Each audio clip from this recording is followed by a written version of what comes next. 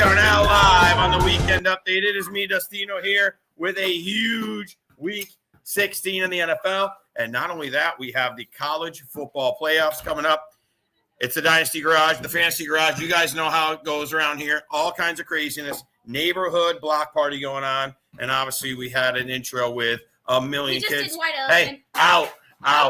Okay. You guys had your chance. You did your intro. That's fantastic. I've got 120 people on here to learn about football, not about your white outfit. But, hey, as we told you many times, anything can happen when you're in the Fantasy Garage. We're leaving the doors open tonight. It's a beautiful night here in Tampa. We're going to leave the doors open, and we are going to hope that we can control these mosquitoes. I got my homemade bug spray on. We're going to try to grind it out. Again, there's a lot of kids around. The neighborhood's crazy. They had a huge block party going on. So I apologize if kids get in the way, but we're now going to lock in. If I have to, I'll close the garage if it gets too noisy. So if you're in the chat, please let us know what you're sipping on. Let us know if you got any start-sit questions. Let me know any questions for our special guest that'll be coming on very shortly. We do have the great Brendan Murphy joining us shortly, our college football expert. This guy is going to break it all down. You know me. I've been very transparent on this show. You guys know college football is not necessarily my thing. College basketball is. NFL is. Baseball, when that comes around, will be. Obviously, golf. And I know enough to be dangerous in college football. I know situations.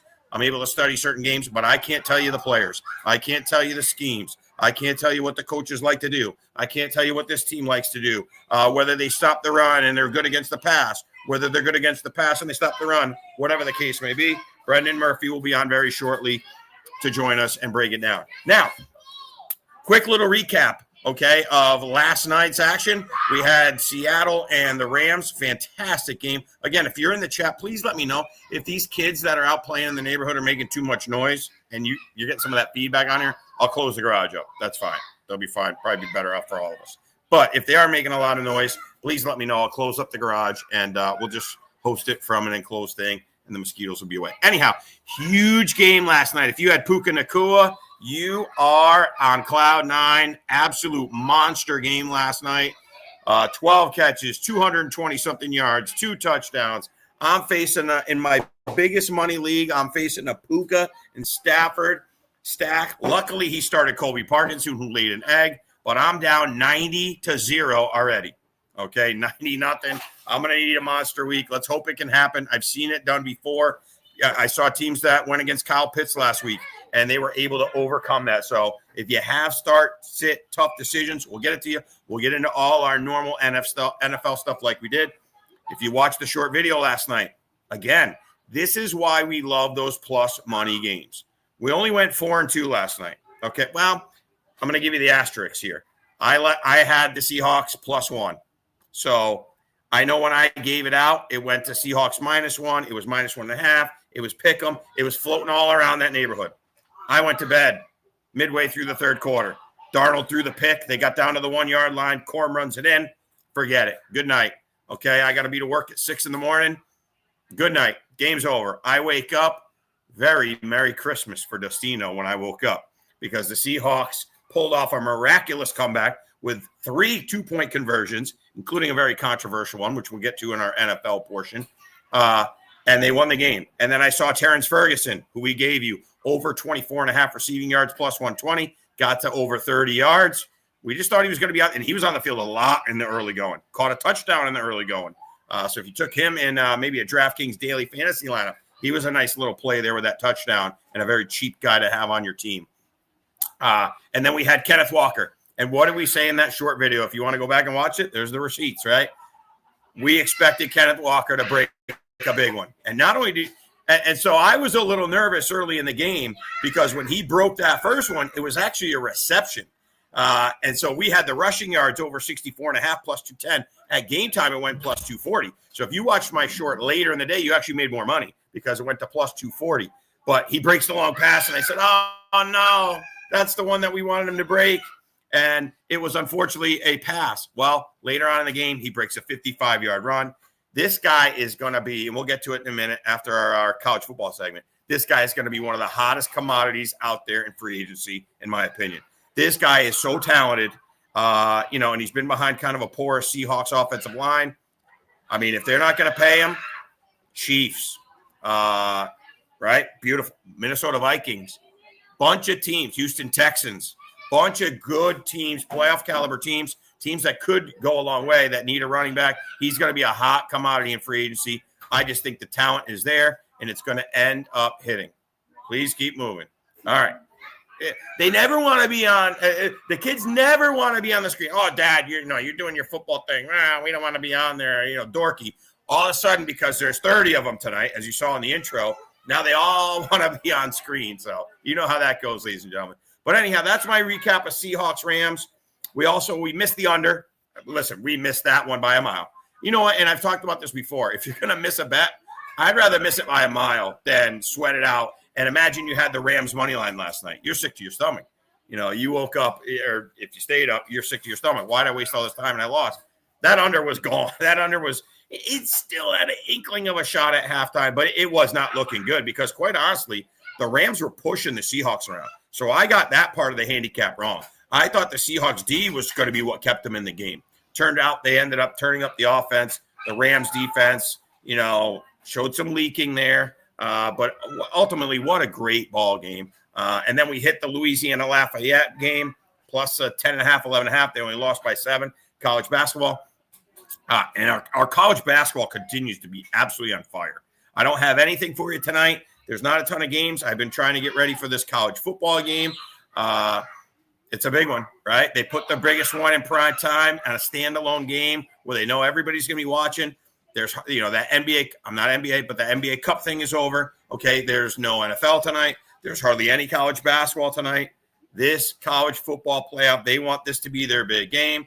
And with that being said, we welcome in our college football expert, Brendan Murphy, joins the program, his first appearance on the Weekend Update. Brendan, before we get started and I start asking you a bunch of questions, how's my sound? You hear kids all over the place, or my sound No, you're good. You sound A-okay. Awesome, man. Well, I appreciate you coming on. This guy, I've been following him quite a bit. We talk a lot, at work and things like that. He comes by my job quite a bit. This guy knows college football ins and out. He mentions a player, I look, and that player goes nuts. He mentions a team, I look, that team wins and covers the spread. So I'll be honest, some of the college football plays that I've given to you on the shorts and stuff have been influenced here by Brendan Murphy here. He goes by Bren. So we welcome him into the program. Let's get going with the college football, okay? What I want to do here before we get to just this standalone Oklahoma versus Alabama game, which is, I didn't realize till I started researching, is a rematch. So we'll get to that in a minute. But here's what we got. I'm going to put this on the screen. Hopefully you can see it. Here's the 12 teams that are in the college football playoff. Here's their odds to win it all. So Ohio State, despite being, I believe they're the 2 or 3 seed in the playoff, they're the favorites, despite losing to Indiana.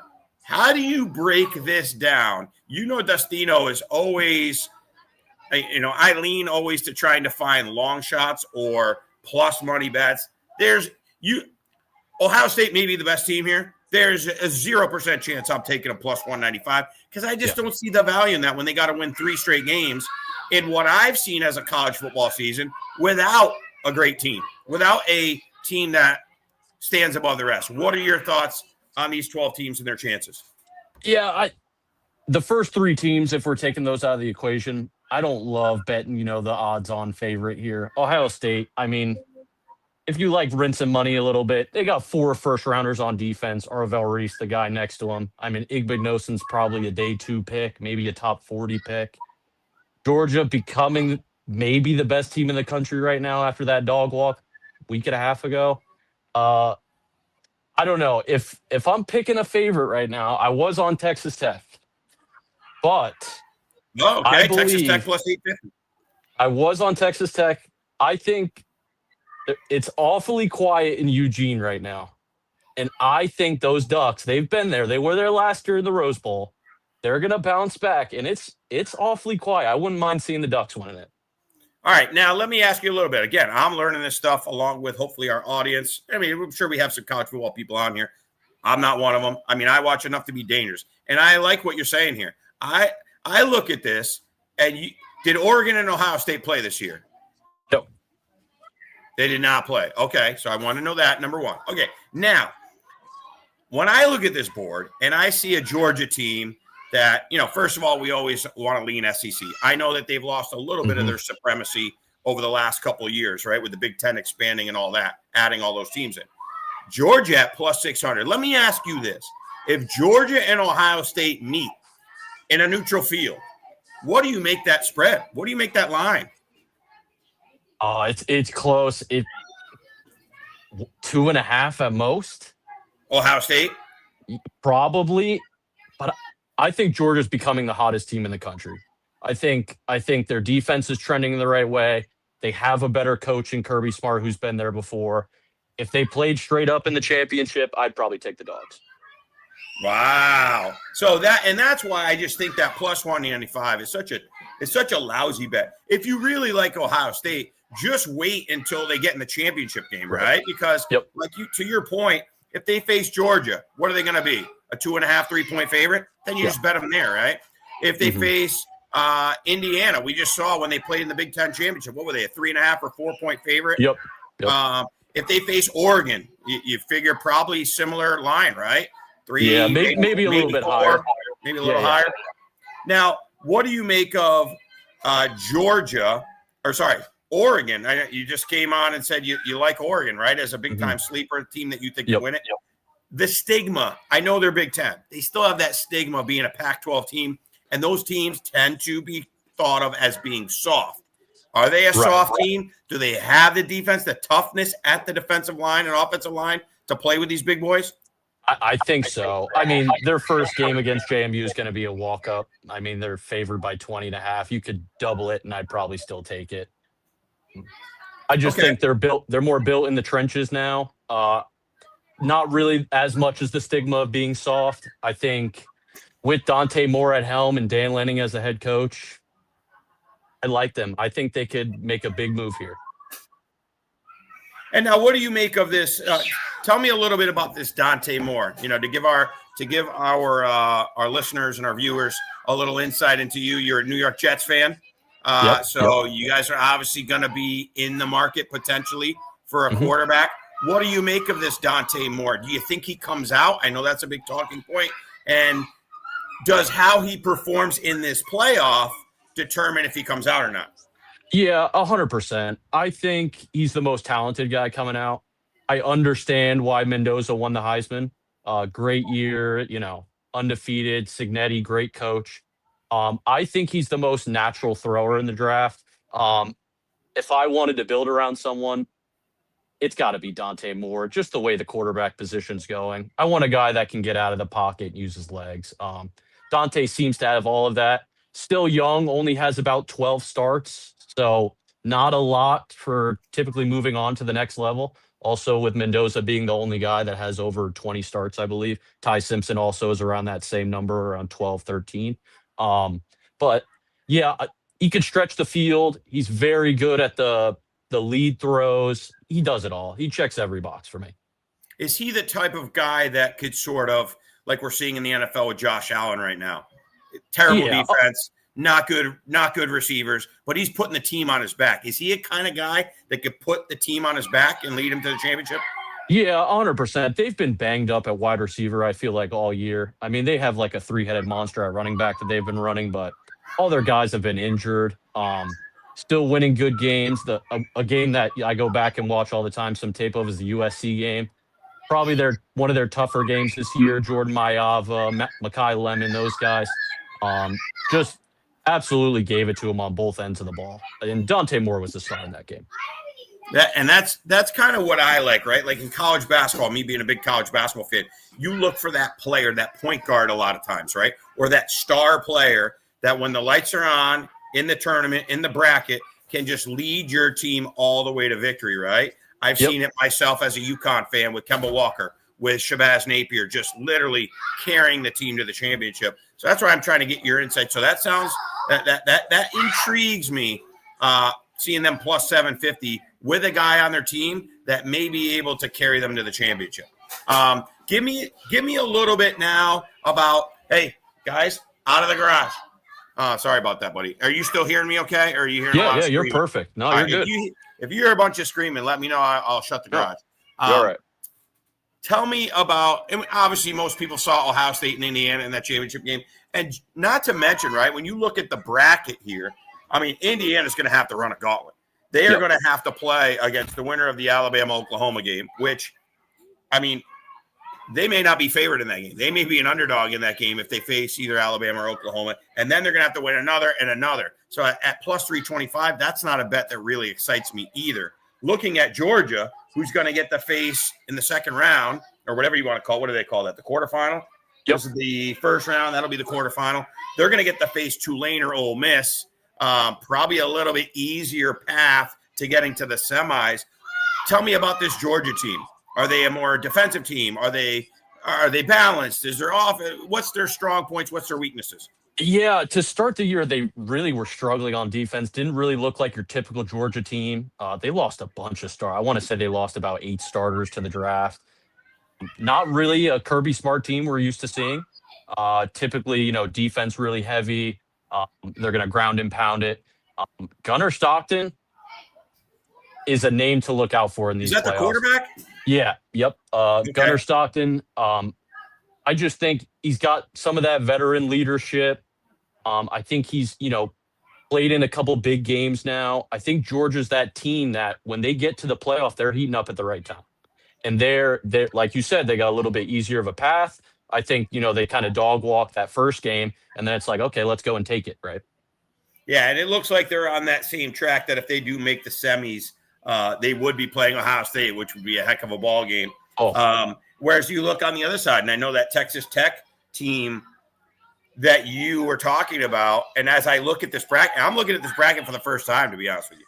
As I look at this bracket, and you're telling me, hey, I like Texas Tech, and hey, I like Oregon, when I look, right, and I am from a betting perspective, and I'm looking at this like it's a college basketball bracket, right?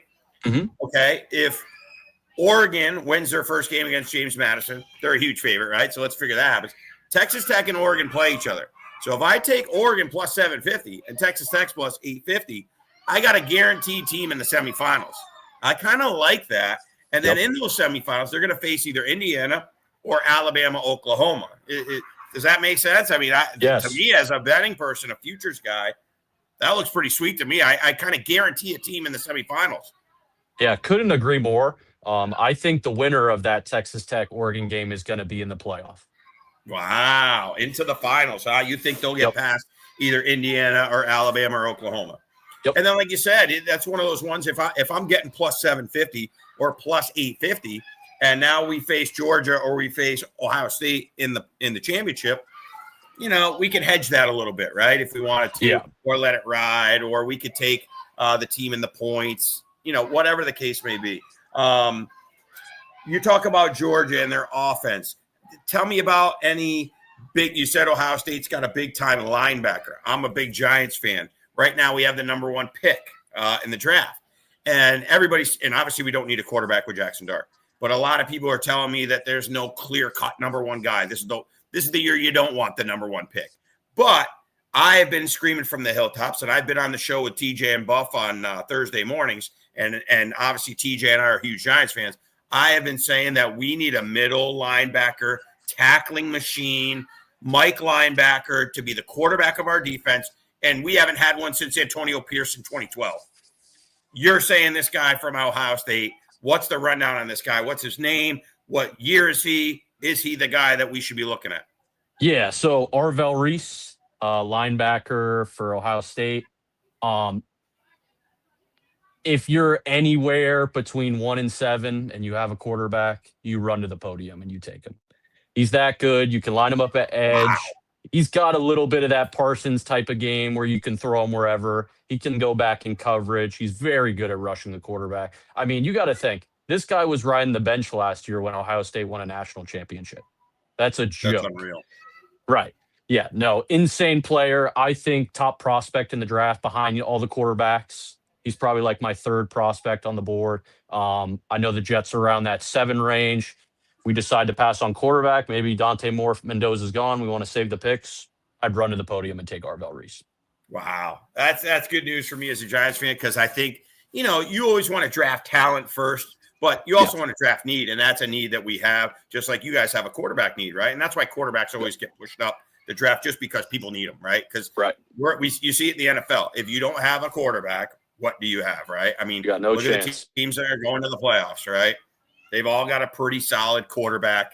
So if you don't have that quarterback, there's just no hope, right? You and I, as a Giants and Jets fan, we're going into 2 separate offseasons. Obviously, you still have hope, but me knowing that I got my quarterback, right? What a relief. Yeah. What a relief there, right? That I have my quarterback. So do you think Jets go quarterback? Are there other kids in this playoff, other quarterbacks in this playoff? I know everybody talks about the Mendoza kid. Are there other quarterbacks that are coming out that are in these playoffs? Coming out? Is the Dante Moore kid, what do you think? What would you put the odds of him coming out? I'm hearing he's staying from what people are saying. But all these other guys. If Sellers is staying, if Sellers, a South Carolina kid, what's the other kid? That's Arch Manning, right? The chosen one is staying. He might be wise to come out, right? There's almost too many quarterback needs and not enough quarterbacks coming out. I agree. I think there's guys that he could be one of them where that 27 class comes and it's like, maybe there's 3, 4, maybe even 5 guys taken ahead of him. The quarterback class next year is very, very heavy. I think Dante Moore is too good of a quarterback to stay in college. I would love for him to come out this year. And you alluded to it earlier. This is his first year starting, so only 12, 13 starts under his belt. Yep. The only thing that scares me, again, as an NFL guy, we've seen the last couple of quarterbacks that have come out with very little starting experience. Anthony Richardson, only however many starts under his belt. What was his name? Mitch Trubisky came out with not a ton of starts under his belt, right? And those have been some of the guys that are really struggling to make the transition. And then you have a Bo Nix, right, who was in college forever, right? 10 years it felt like. Yeah, right, with 40, 50-plus starts. And you got Tyler Shuck, right, for the Saints, not looking too shabby. And he's a 25-year-old. So that – I wonder if that trend makes Moore want to come back saying, hey, listen, the NFL is cooling off on us guys that don't have a ton of starts under our belt. But again, that'll be something he'll weigh with his team. And like you said, a deep run in these college football playoffs where the spotlight's on you. And now casuals like me are going to be watching all these games, right? I'm a casual college football fan. I'll be watching these games, and that could just rise your stock. And I think if you're going to be a top 15, top 20 pick, I think you're ludicrous to go back, right? I know there's the NIL money, but nothing is like getting drafted and setting your family up for life. Exactly. Yeah, I mean, he's probably making around $7 million at Oregon. I mean, does he want a $40 million signing bonus when he gets drafted? Be pretty sweet, wouldn't it? Pretty nice problem to have. What we got? We like Vontae Mack no matter what. A reference to Draft Day. I don't know if you got that reference, Brad. That's from the movie Draft Day. He had that little piece of paper, Vontae Mack, no matter what. Great movie. Yeah, so I am going to be watching this middle linebacker like a hawk for the Buckeyes because that's what we need badly. Now, before we get to the individual games, real quick, just give me a 30-second, minute and a half on each of these teams. What makes you like, because we've spoke about Oregon, Georgia, Indiana, Ohio State. What made you like Texas Tech? What do they need to win it all? Just explosive plays on offense. They have basically everything else on the field, whether that be, we talk about the defense with Patrick Bailey and Rodriguez, who should have been in the Heisman contention. I just think that if they can get it going a little bit on offense, they're the scariest team in college football. I mean, they're more of a defensive team. Yeah, with that linebacker core that they got, there's not really many teams that can keep up with that. I mean, I know they played BYU their last game. BYU had no shot hanging with them. I mean, they just made them look silly all game. Awesome. All right, that's something to look at. How about Miami? Miami always a favorite team. I know that's TJ from the TJ and Buff Prop Star show. That's his team. What do you make of their chances with an experienced quarterback? Kind of a not controversial, but a polarizing quarterback. I've heard people say that they think Carson Beck is awesome, and I've heard people think he's trash. Your thoughts? Yeah. What do they need to do to win? Bunch of mixed opinions on Carson Beck. Lots of experience. Been another guy that feels like he's been playing college football for 10 years. I think he's going to be the deciding factor in that game. Look out for Malachi Toney on offense. explosive wide receiver who's definitely can catch that deep ball. And then both teams are, I mean, that in that A&M game tomorrow, I mean, the defenses are, they have probably 4 or 5 guys that might go in the first round just on the defensive line each. So Wow. Ruben Bain So Jr., definitely a Ruben defensive Bain ball Jr. game. for Miami. Oh yeah, great ball game it's going to be. So I'm looking at, and you mentioned that Tony kid. Now, is that the kid? Is that Kadarius Toney's brother? For that used to play, that played for the Giants? Now that you say, I think it is. Yes. Well, I'll be rooting again. No, I'm just kidding. Kadarius Toney. Oh, what a reach by Gettleman. Oh my God! Thank God Gettleman's gone. Who knows? We might be looking for a new GM if Shane leaves. But what a terrible pick that Kadarius Toney was. But is this kid the same type of athlete as his brother Kadarius? Is he shifty like that, or is he more of a complete receiver? Because Tony was a gadget guy. Is this kid a legit receiver, like runs routes and stuff? Yeah, definitely more of a, your typical X receiver, still a shorter guy, 5'11", maybe sniffing 6 foot, can run every route, tons of separation. I mean, the DBs are going to have major trouble trying to guard him all day. Does, in your opinion, does Miami have any shot? Yeah, I picked Miami to win. Really? Okay. We're going to get to that. Now, how about a shot if they get further in advance and they would play against the Ohio State University? They got any shot? Nope. No. So they're looking like one and done. Okay. All right. Hey, this is why we have you on. Now, give me a little bit about Alabama, right? When you look at this, if you were a casual, right? I mean, I follow enough, so I know a little bit. I know this is not your normal Alabama. But if somebody, my neighbor down the street brought up these odds and you said, hey, you got to put $20 on something, they might want to pick that out. I mean, you see Alabama plus 2250. Do they have any shot? Obviously, they got a tough game to get through tonight. But the thing is, for these teams playing tonight, they got to run a gauntlet. They got to win 4 games. Yeah. In football, that is no easy task. No. What does Alabama have to do? Do they have any shot? Alabama needs to run the football. I mean, -3 yards their last game. They got to run the football better. Jam Miller's got to get going. I mean, if they can't run the football, they're going to zero in on Ty Simpson. They're going to show a bunch of different coverages, bunch of different packages, and just blitz the crap out of him. He doesn't do well with pressure. He can't really go to the second read.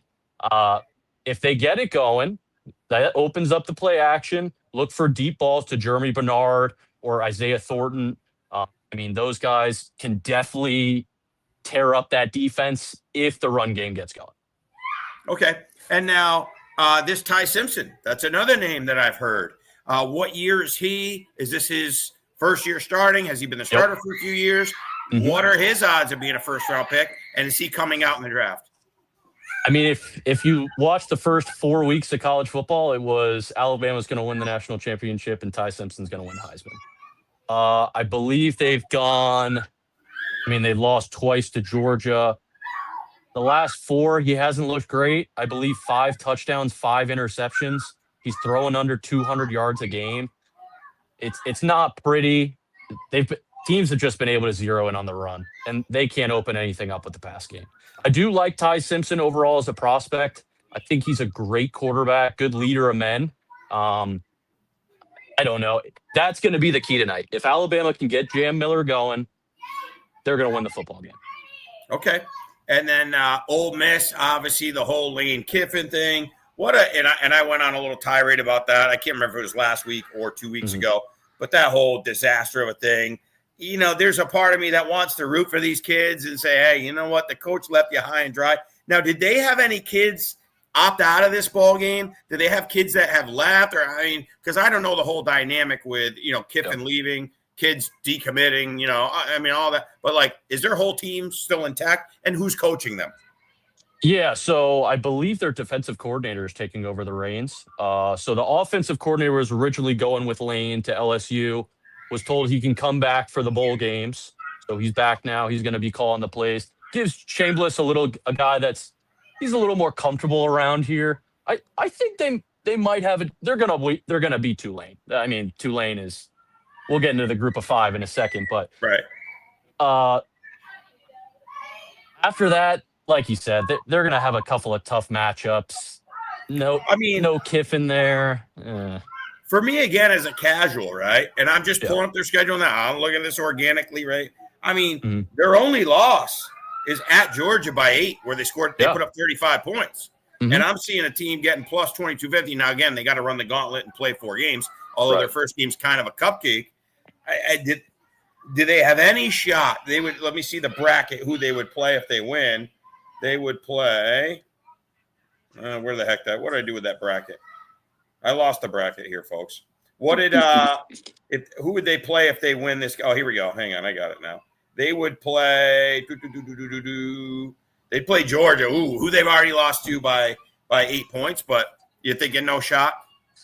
No, I think this Georgia team's heating up at the right time. Now I'm sorry, one more. I'm asking you a million questions, keeping you on your toes. No, perfect. This is what I want. Round 1 is on campus, right? At their home stadiums. Where is the second round, this quarterfinal? Is that neutral site? Neutral site. Neutral sites. Okay. So where would those games be played? Oh, okay. The All-State Sugar Bowl. So they got to play Georgia at the Sugar Bowl. Yep. Looks like the other one. I got to look at these other ones. Looks like the Rose Bowl will be Indiana and whoever they play. Yep. Looks like the Orange Bowl is Texas Tech versus probably Oregon. And then what is that other one? The Cotton Bowl would be Ohio State. Well, that'd be interesting if Texas A&M is able to knock off Miami. Obviously, we know Ohio State travels, right? They're probably them and Notre Dame, probably the 2 best traveling teams in the and maybe Michigan stuff, college football. It'd be interesting at the Cotton Bowl against Texas A&M, perhaps. Yeah, I mean, that A&M team, I know they're playing Miami. I told you I picked Miami. It's going to be a tough task for those Hurricanes to play at Kyle Field. Oh, man. The only thing I don't like, I cannot trust Marcel Reed. Now, I know he's had a couple of crazy games. The quarterback for Texas A&M. Okay. So, couple of really good games, really good starts. Other times, it looks like he has no idea what he's doing out there. I mean, in the South Carolina game, they were down 28-0. They ended up, coming all the way back in the second half and won the ball game. So you could get a little bit of that. I think their defense is what they're kind of leaning on. Really, it's going to be up to the quarterbacks in that game between Marcel Reed and Carson Beck. I just like Carson Beck off the experience a little bit more. And then we're not really going to get to James Madison, Tulane. There's a part of me that loves a Cinderella story, right? Like we love in March Madness. I think in football, it is just so much harder to pull off a major upset like that than it is basketball. You can get a hot shooter. You can get a cold shooting team. These other teams are just going to have them pretty much physically outmatched. So we're not going to really get to them. Hey, you want to throw $5 on it? Go. Hey, I'd rather do something else. I'd rather go get a cup of coffee with my $5. But Oklahoma, the last one, the highest odds of the major power teams. Yeah. Oklahoma have any shot? What's their deal? Obviously, they're favored tonight against Alabama, and that's a good one. But what do you make of Oklahoma's chances? Oklahoma's a tough team. They play defense really elite. Their special teams is probably the best in the nation. They're too reliant on the home run ball. Now, they're not really good at hitting the single, double, triple. They can get, Isaiah Satanga down the field getting going. It's everything else. It's same thing with Alabama. We're going to probably see a low-scoring game tonight. But whichever team runs the ball more or has more success running the ball, I think wins the game. And there you go. Great segue, by the way, when you talk about maybe a low-scoring game and which team's going to be able to control the run and that Oklahoma's more of a defensive team. That brings us to these first-round matchups, and the first one is tonight. Let's get right to it. Alabama at Oklahoma. Oklahoma, the number 9 seed, home against it's in Oklahoma, in Norman. Oklahoma's favored by 1.5, so pretty close, basically a pick 'em. 41 total. That is a low total for a college football game. That game starts at 8 p.m. tonight. Break it down. We've already broke down a little bit of these teams. We got a little insight now. Give us your prediction on this game. Would you play anything? Would you tease anything? Give us your bets. What do you think? You got a bet on this game? Yeah, so I was kind of leaning back and forth at first. At first, I was thinking Oklahoma, they've done it to them before. Little different atmosphere here. I think Alabama shows up tonight. I think the reason Oklahoma won that last game was that pick six that Tyson threw in the second quarter. That was really the way Oklahoma had scored their points. Couldn't really move the ball down the field. I just think that Jeremy Bernard, Ryan Williams, Jam Miller, these dogs at Alabama, they're going to get going tonight. I'll take Alabama straight up. Wow. And to further that point, ladies and gentlemen, if you're out there watching and you want to roll with Brendan Murphy right here on now, breaking news, this game live here, at least down in Florida, just moved to 2.5. So it is now Oklahoma minus 2.5. Now, again, as a casual, I'm more than a casual, but it's not I'm not deep. I can't name the names like you're naming. However, I've always had very good success in the bowl games looking at motivation. Now, obviously, these teams are motivated. They're in the playoff, right? What do you make of some of the talk, these rumors that I'm seeing on TV? Is it just noise that this Alabama coach is the favorite to jump ship and go to Michigan? Is there anything to that? Does that demotivate the players? What do you make of it? Is it just noise or is it meaningless? Yeah, I think a lot of stuff looming for Alabama. Is DeBoer interested in the Michigan job? Is Ty Simpson going to declare for the draft this year? I think a lot of that depends on tonight. I think if Alabama wins, he stays at Alabama. I think if Alabama loses, he might go to Michigan. That might be the job he wants. And there's a lot of people not happy with this coach necessarily, because listen, you get spoiled by Nick Saban, right, and all the championships, and every year being in the Final Four or whatever you guys want to call it. You're right. Lose this game, they're going to want his head anyway. So why not go somewhere where you might be loved, go get a new relationship rather than stay in this relationship that is certainly going to be very tumultuous. But to your point, I don't think that changes any of the players on Alabama's motivation. Maybe if anything, if they really like this coach, maybe fuels them even more. And now we do have, which is kind of interesting, this is a rematch game, okay? Alabama lost at home to Oklahoma 23-21. So do you make anything of the revenge factor and break that? Do you recall that game? And what was the key factors in that ball game that led to that score? Like I alluded to earlier, it was the pick six that Ty Simpson threw. Terrible ball right to the DB, basically a walk-in touchdown. That kind of got, I believe a lot of momentum, right? Momentum was shifted after that. Alabama came out flat. Even after half, they came out really flat. I think if Alabama can take care of the football tonight, I would take keep the points. I would just take Alabama. Just take a money line. Yeah. Wow. Now, here's what I'm going to say, right? I just brought up the box score from that ball game, right? And it was played in Alabama, and it was, midway through the year, actually about a month ago, 5 weeks ago, November 15th. I'm looking at the total yards, and Alabama dominated. This Mateer, the quarterback for Oklahoma, threw for $138, no touchdowns. They only ran for 74 yards, 2.6 yards a carry. Alabama dominated time of possession, 400. They almost doubled them in total yards, 406 to 212. Aside from the home field advantage for Oklahoma, what the heck? I'm just being a numbers guy. I am liking what you're selling me here on Alabama. Why would someone want to take Oklahoma? Getting doubled up?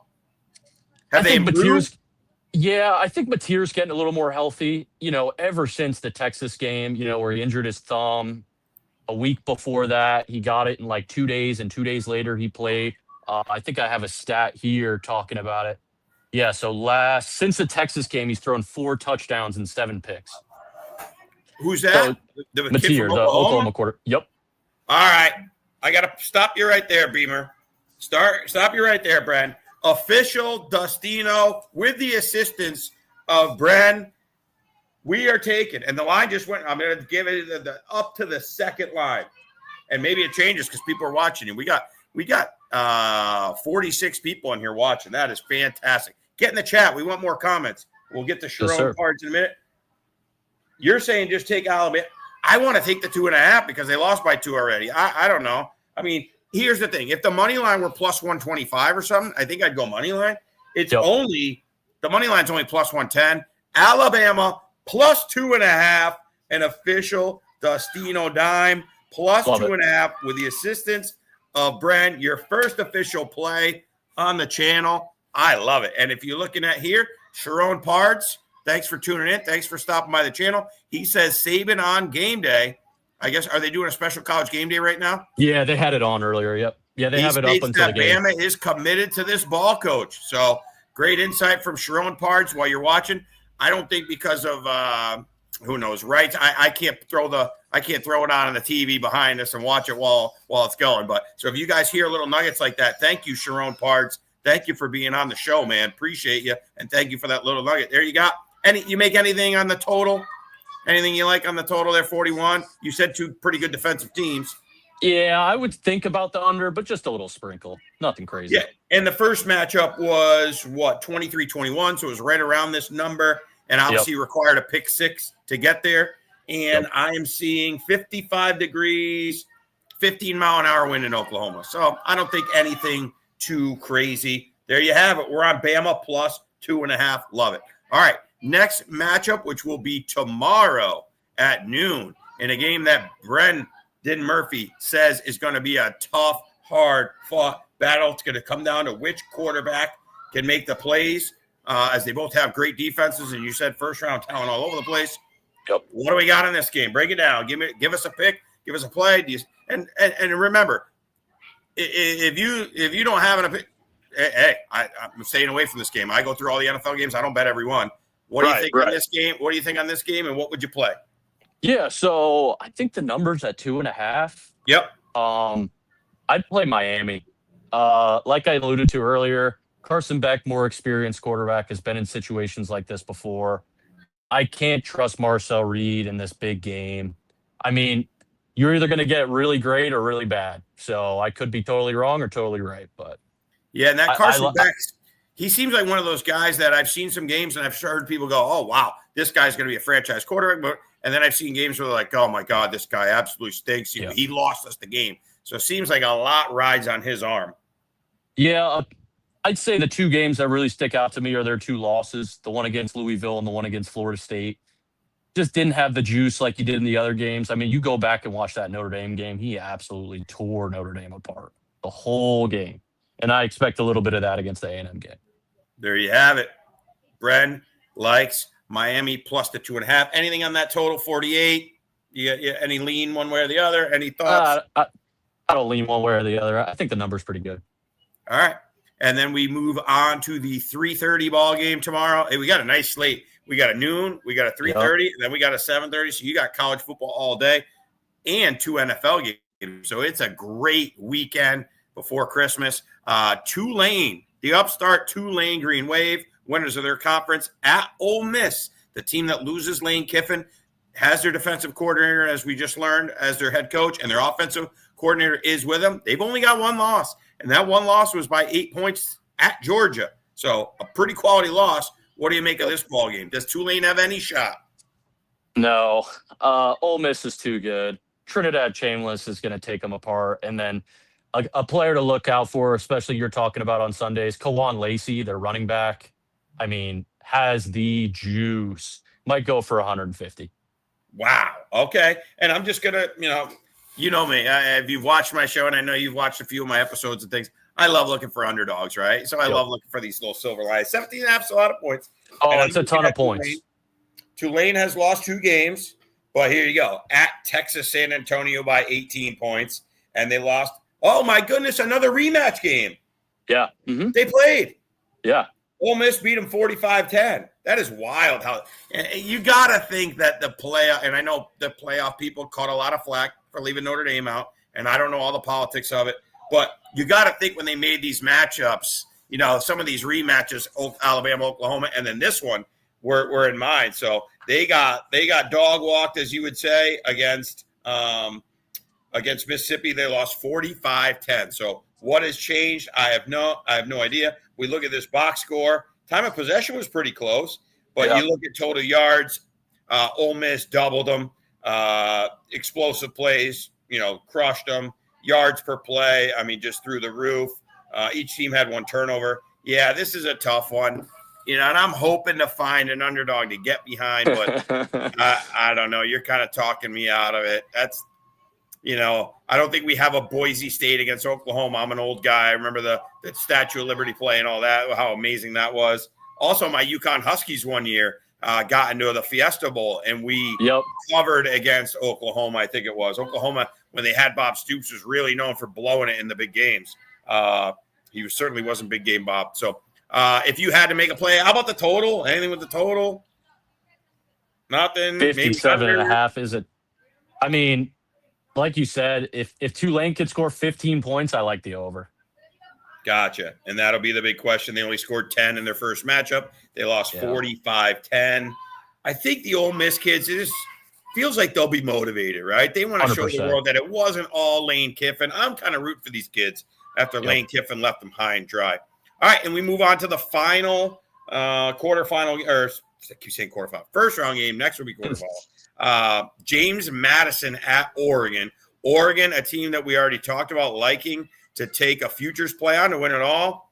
What about James Madison in this game? They got any shot? Is there any what's Oregon's weak? Is there anything they can exploit against Oregon? Can they just slow the game down and run the ball? What do you think? Give me this ball game. No, see, if this was basketball, it'd be a little different, right? You want to run a little half court set, a little more, not as much fast break stuff. Oregon's bigger, faster, stronger. They don't have a shot. No shot, says Brendan Murphy, even getting plus 20.5. Would you play any of these big favorites? Would you tease at one of them where you're just going to leave it alone and stay away?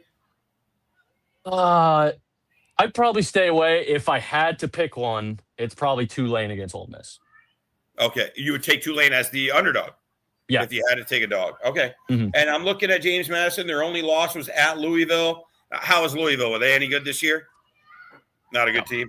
So they lost to them by 14. The only other real, power opponent they played was they beat Washington State at home 24-20. We're looking at their stats. Obviously they outgained their opponent, but they're playing against weaker competition. Right. They throw for 200 yards a game. They run for 245 yards a game. So that interests me a little bit as a dog if you can run the ball. I think that's one of those ones for our viewers.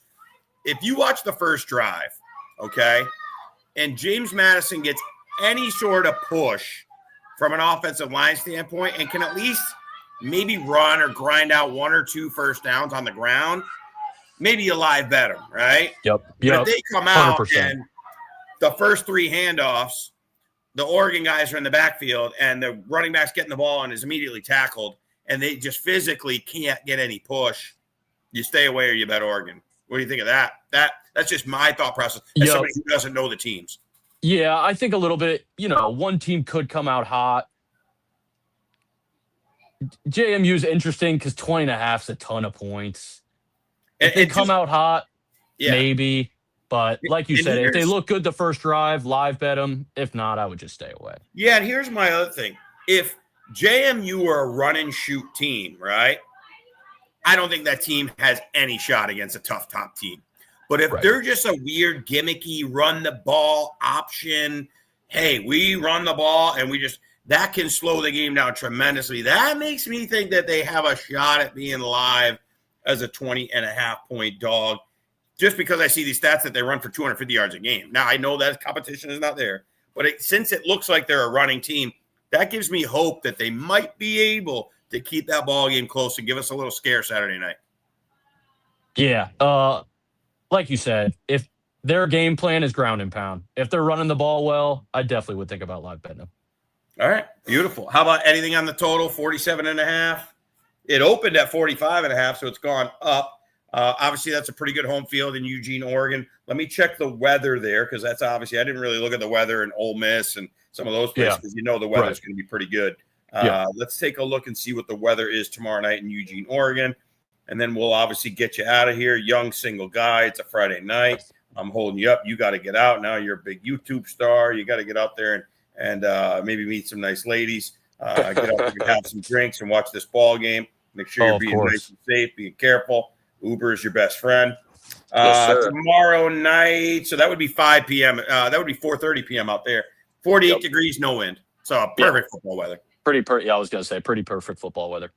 All right. Now, is this your normal Oregon? They've always been known for being an explosive team that could just throw up 40 plus. Are they still that explosive? They're that good. Yeah. like I said, Dante Moore is my favorite player in college football. I get all the Mendoza hype. I understand why he won Heisman. Cignetti's a great coach. They have a great defense. I think this playoff is going to wake a lot of people up to Dante Moore. I love it. There you have it. That's your player to watch. And hey, if he goes pro, he gets to stay in the green, right? Maybe he gets to stay in the green and go to the Jets. Jets. He already looks good in green, right? So I'm staying green. All right, there you have it, folks. We have an official play, Bama plus 2.5 on the game coming up very shortly at 8 o'clock in 38 minutes. Obviously, it'll probably be 8:15 by the time they do all the pageantry before they get out there. You know, they say 8 o'clock. They get you to tune in. Right. And the game doesn't start till 8:15. So we'll bring you right up to that game. So that's what he likes. He likes, no real play on this James Madison game. Watch that first drive, see if James Madison can run the ball. He likes Ole Miss over at Tulane, doesn't think they can hang. Keep an eye on that ball game. A lean to Miami. Now, one last thing I'll say before I let you go. That Miami game, it's Texas A&M minus 2.5, minus 120, meaning it's starting to lean towards going to 3, and that's a key number. So if you like and you want to roll with Brendan, go and wait it out, and let's see if you can get that 3 number, and then we'll hammer it, baby. We will hammer it. And then our official play, Alabama, Oklahoma, minus 2.5. We are taking Alabama with that big line move. I love it. After looking at the stats, I had no real opinion. I was waiting to get on with you. I am very, very fired up all of a sudden for this Alabama team. And you know what? I'm going to enjoy a nice college football night. I don't watch a ton. I will be watching. And now I'm interested to see all these players you talked about. So thank you so much for being on the program. Do you have anything you want people to follow you on Instagram, on Twitter, anything, any content you put out, or you're just a college guy that came on tonight? Just a guy that loves college football. Go subscribe to this guy. Thanks for having me on, Dust. You got it, brother. Enjoy your evening. Be safe. Uber's your friend. Good luck. Let's go, Alabama. And again, thank you very much to Brendan Murphy for coming on the show. Have a good rest of your night, my friend. Take it easy. All right, there you have it, ladies and gentlemen. That was our college football expert, Brendan Murphy, joining the program. Great breakdown. I am so fired up to see some of these players now. Again, especially with the Giants, unfortunately, having a top pick in the draft again. Oh, my God. It's like deja vu all over again. We got another top pick. Let's see if we can screw this one up again, right? But thank you to Brendan for being on. I'm excited to watch some of these players. And, again, we got that big Alabama-Oklahoma game coming on at 8 o'clock. We're fired up to watch that one now that we got a little coin here on this Alabama team and the plus money. Again, that just brings up, plus 110 on the money line. Give me the 2.5 points. I mean, if it was plus 125, plus 130, plus 120, even maybe plus 110. Come on, what are you doing? You're not doing any good. Come on. So let us know. Let us know in the chat if you're riding with us. If you think we're nuts, you like something about Oklahoma, let me know. I want to hear about it. We are here to discuss. We're here to chat about the game. So now we switch over to the NFL and week number 16, your fantasy football semifinals. As I've told you before, I'm in 14 dynasty leagues and I'm in 4 redraft leagues for a total of 18 leagues. My wife's out there with the other ladies having some wine. Hopefully she didn't hear any of that. But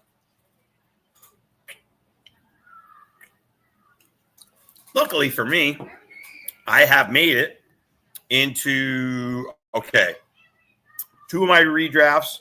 Sorry. 3 of my redrafts, I'm in the semis. Ran into a couple Puka Nakuas. Oh, yeah. Wish me luck. Come on, pray for me, folks. And then in my dynasty leagues, I am in 1, 2, 3, 4, 5. Obviously, we got the semifinals here. We need a big weekend. I made it in 7 of my 14 dynasty leagues to the semifinals. I'm pretty proud of that, folks. Pretty darn proud of that.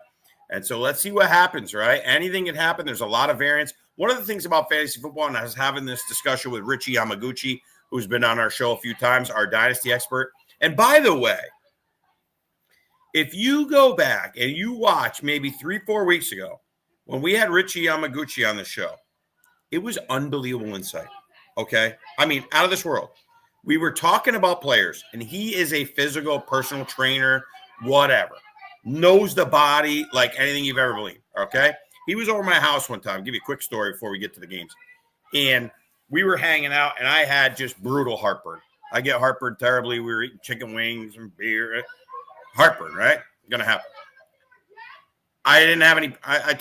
I'm giving way TMI, but I take Prilosec, on occasion when that happens. Didn't have any. He goes, hey, come over here. Lay down. Long story short, he lays me down, does a bunch of stuff. My heartburn went away. I literally was in shock. And we probably should have him on here and promote this guy. He's unbelievable. He does a lot of virtual training, but he's unbelievable.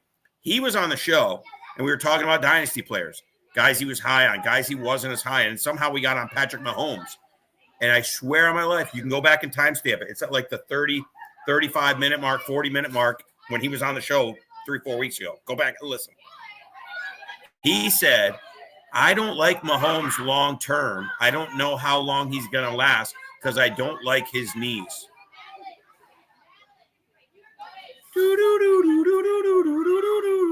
How freaky is that? And 3 weeks later or 4 weeks later, whatever the case was, Mahomes blows out his knee. That is wild stuff. But anyhow, going back to Richie Yamaguchi, we talked about the variance, right? These fantasy football leagues, it's kind of like playing poker to a point. You could do everything right. You could call when you're supposed to. You could check raise. You could do all those things. You could play the cards right, fold all night, get a beautiful hand. You got the hand, and somebody gets you on the river, right? And that's like running into a Puka Nakua. Or if last week, luckily, thank the Lord, I didn't run into Kyle Pitts.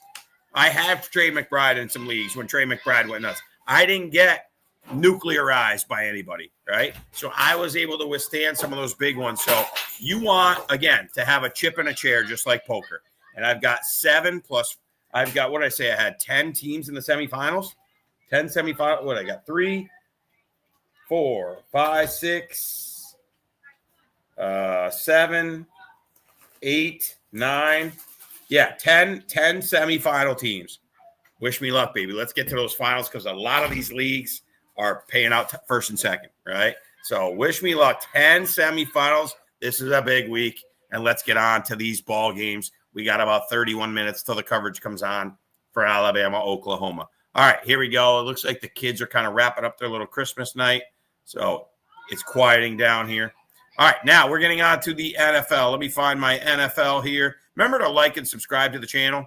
If you haven't already, please, you're on here. I would hope so. Share it with friends. Tell people about it. Let's get the word out. I think we have a lot of fun here on the show, a lot of good stuff, and we want to have that chat popping off so we can, kind of help navigate through the show. All right, here we go. First game. We got Saturday games, okay? We have a Saturday game, and this game is at 4 p.m. Let me double check this. Along with the college, again, great sports day. We got the college football and we have the NFL. Let's see what we got. Yeah, this is a 5 p.m. game on Fox. Good night, guys. Say good night to all the kids. They're all headed in to get snuggled in their beds. Oh, no, that's Christmas Eve. We're close, though. And this line has changed. It is now 7. So Eagles, Commanders. Let me change that here for you on the screen so you can see it. Philadelphia Eagles are a road favorite of 7 points. It's a lot of points there on the road. We gave you Terry McLaurin last week on the show as a great over, 64.5. He hit. That was another one that was plus 155, if memory serves me right. We had a great week last week. And again, some of these weeks, we're only going 7-5. Or like last night, we went 4-2. But because of these plus monies hitting, we're doing amazing. So stay on this stuff. I may go back to the well with McLaurin again. I mean, very criminally underrated player. And they got to throw the ball to somebody, right? Debo's not that deep threat guy, and they lost Zach Ertz, as we know. So that's a nice one. You had a big game from Ja'Cory Krosky-Merritt. We told you that was a name to watch if Chris Rodriguez did not suit up. Chris Rodriguez didn't suit up, so you had Ja'Cory Krosky-Merritt have a big game against a bad Giants defense. Eagles are sort of reeling. They do have this division basically locked up. 7 points on the road. I can't do that. I can't touch it. The Eagles side of the ball, everybody's playing. Now they did the tackle. I think is it Lane, whatever his name is. They're great offensive linemen, and their offensive lines would struggle already for Saquon Barkley. He's out, and then the defensive tackle there, Jalen Carter's out. So maybe another decent day of running for whoever the Washington running back is. Let me take a quick look at Rodriguez and see if he's playing. I believe he will be. I think he was out with, it was more like an illness with him. I don't think it was like a major injury. I think he was out with illness. Yeah, he's playing. So they're tough to play now, right? Especially with no bye weeks. Because now you're probably going back to a Merritt and Rodriguez split. You know what I mean? So that is a tricky one. Don't love either of those. Obviously, if you have the Eagles going against a terrible defense, you're praying, right? If you've made it this far with Saquon Barkley, who's having a down year, you are praying that you get a monster game from Saquon. You're waiting, and he had a pretty good game last week. You're waiting for that monster game, right? That game that he has a Puka Nacua game as a running back and just carries you through. So you're playing all those guys. Obviously, you got to play Hurts if you got him, all those kind of things. Dallas Goedert had a monster week last week. He won people games. So, I don't see any reason. That Commanders defense is not good. Okay? There's no way around it. They're not good. You got Jaden Daniels shut down for the year, so it's Marcus Mariota. Expect a lot of running ball control. Marcus Mariota likes to throw to the tight ends. A long shot guy is a Ben Sinnott. He was a second-round rookie from 2 years ago out of Kansas State that now plays and should be getting a lot of snaps now. But you're playing Debo. You're playing McLaurin. Let's just take a quick peek at McLaurin's line. Other than that, there's nothing I really see on there.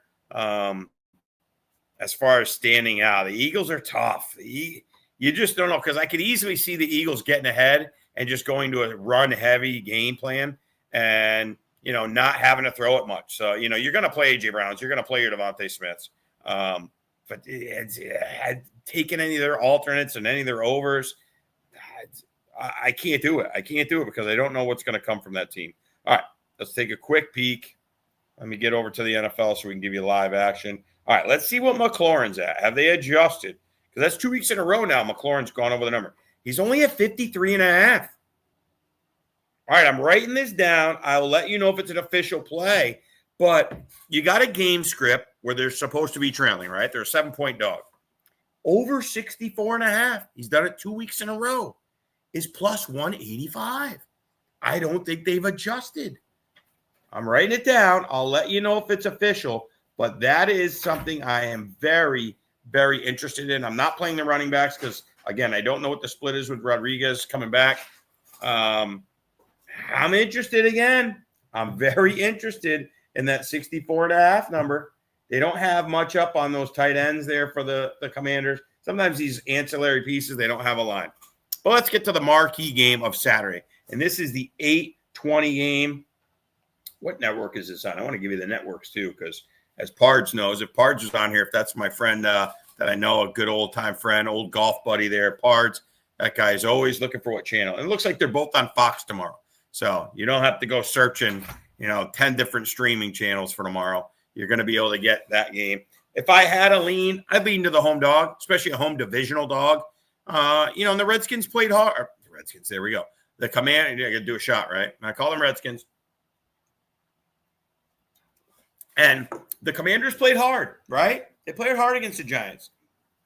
Obviously, that punt return was an absolute killer. But, be very easy for that team with Daniels out now for the year and some injuries to lay down. And they didn't lay down, okay? So I got to give them props, give them kudos. And obviously, another divisional opponent at home, I don't see him laying down in this. I'm closing up the garage. All the kids are away. Get these mosquitoes off me, and I'm going to grab another high noon. And we're going to get into the marquee game on Saturday. Green Bay and the Bears, a rematch. Lots of injuries that we're going to get to in just a moment. Let me just double check and make sure this line's right before I go shut the garage. It is still 1.5, and it is 46.5. So that line is spot on. Let's shut this garage. Let's get another high noon, and let's get rocking. All right, garage is closing. I have no idea where it is. I'll be done with my show in probably a half an hour. All right, garage is closed, and we're ready to boogie. Packers and the Bears. Tough game. Packers, man, what tough blows. Losing Micah Parsons on a non-contact. Unbelievable. How brutal was that? Tough to see, right? Especially a team that I have a future wager on to win the NFC. I took them plus 850 a couple weeks ago when people were sort of down on them. Christian Watson, I believe, is pushing to play, but I don't see it happening, folks. I find it hard to believe. I know he wants to prove he can play. Christian Watson, the latest update is limited practice, questionable. I think it's doubtful. I think he wants to play. Shorter week. I think sometimes you got to protect the player from themselves. I think the Packers are pretty safe to get into the playoffs. I know how big a game this is. I don't think he's playing. That's just my gut instinct. Now, Bears got a bunch of guys injured. No Rome Odunze again. And that was a big one, right, in fantasy. So Rome Odunze, I don't know how many people are going to play him anyway because he was testing out his foot. And they came out Sunday morning and said, Rome Odunze will play. He's going to test his foot, blah, blah, blah. I was watching Fantasy Football Now on ESPN2. And right before, they literally at 12:55, and I play some of my leagues on CBS Sports, and they locked 5 minutes beforehand, came out with Rome Odunze re-aggravated his foot. He's not going to play. And he may not play the rest of the season, to be honest with you. Re-aggravating a foot injury. Foot you don't want to mess with. He re-aggravated. So hopefully you were able to get him out of your lineups and whatever. My guy, Luther Burden, had a big game, but he got banged up. And Luther Burden was one of the ones that we gave you. That was a play we won on his over receiving yards, especially with Odunze out. He is out with a high ankle sprain. So it is going to be DJ Moore and Colston Loveland, a guy we've talked with our Bears expert, Jay Joseph, many times about. It's going to be Colston Loveland, whatever. And the Bears really have turned into a running team with Monangai and DeAndre Swift. Swift is questionable, but I think he's in line to play. Keep an eye on it. Have a backup plan for DeAndre Swift. Kyle Monangai, obviously, if Swift is out, goes to the moon, especially against the Packers defense without Micah Parsons. So look for a lot of running in this game. I could see a tough divisional battle. I could see that going under 46.5. I'm going to check the weather real quick while I grab this high noon. Something tells me that's an underlean. That game just screams under to me. With teams with banged up players. Again, Josh Jacobs. I told you this 6 weeks ago, maybe even longer. Whenever I first came in, he's going to be questionable every week. He's going to play. He's got a bad knee, right? You just hope it doesn't get worse.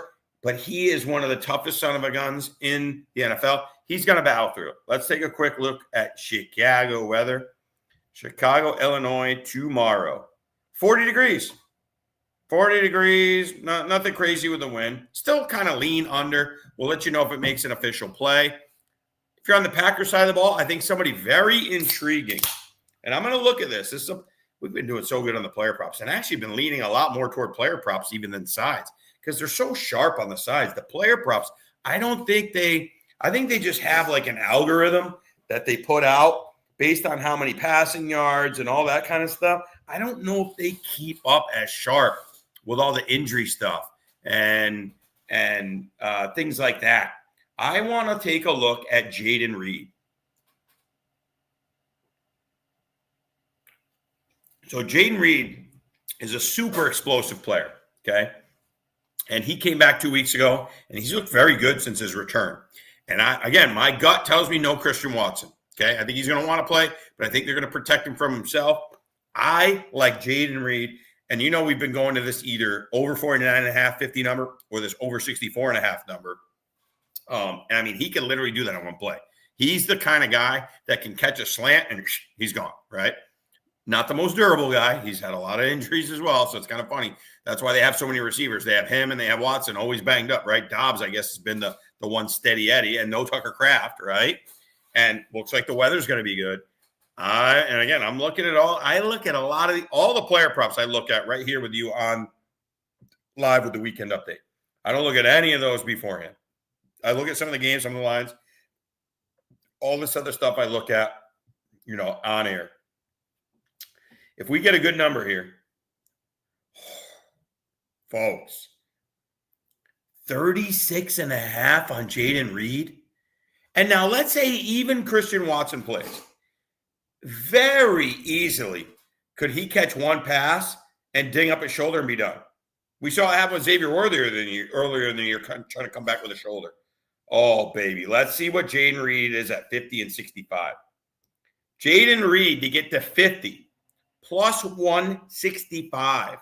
Jayden Reed to get to 65 yards plus 325.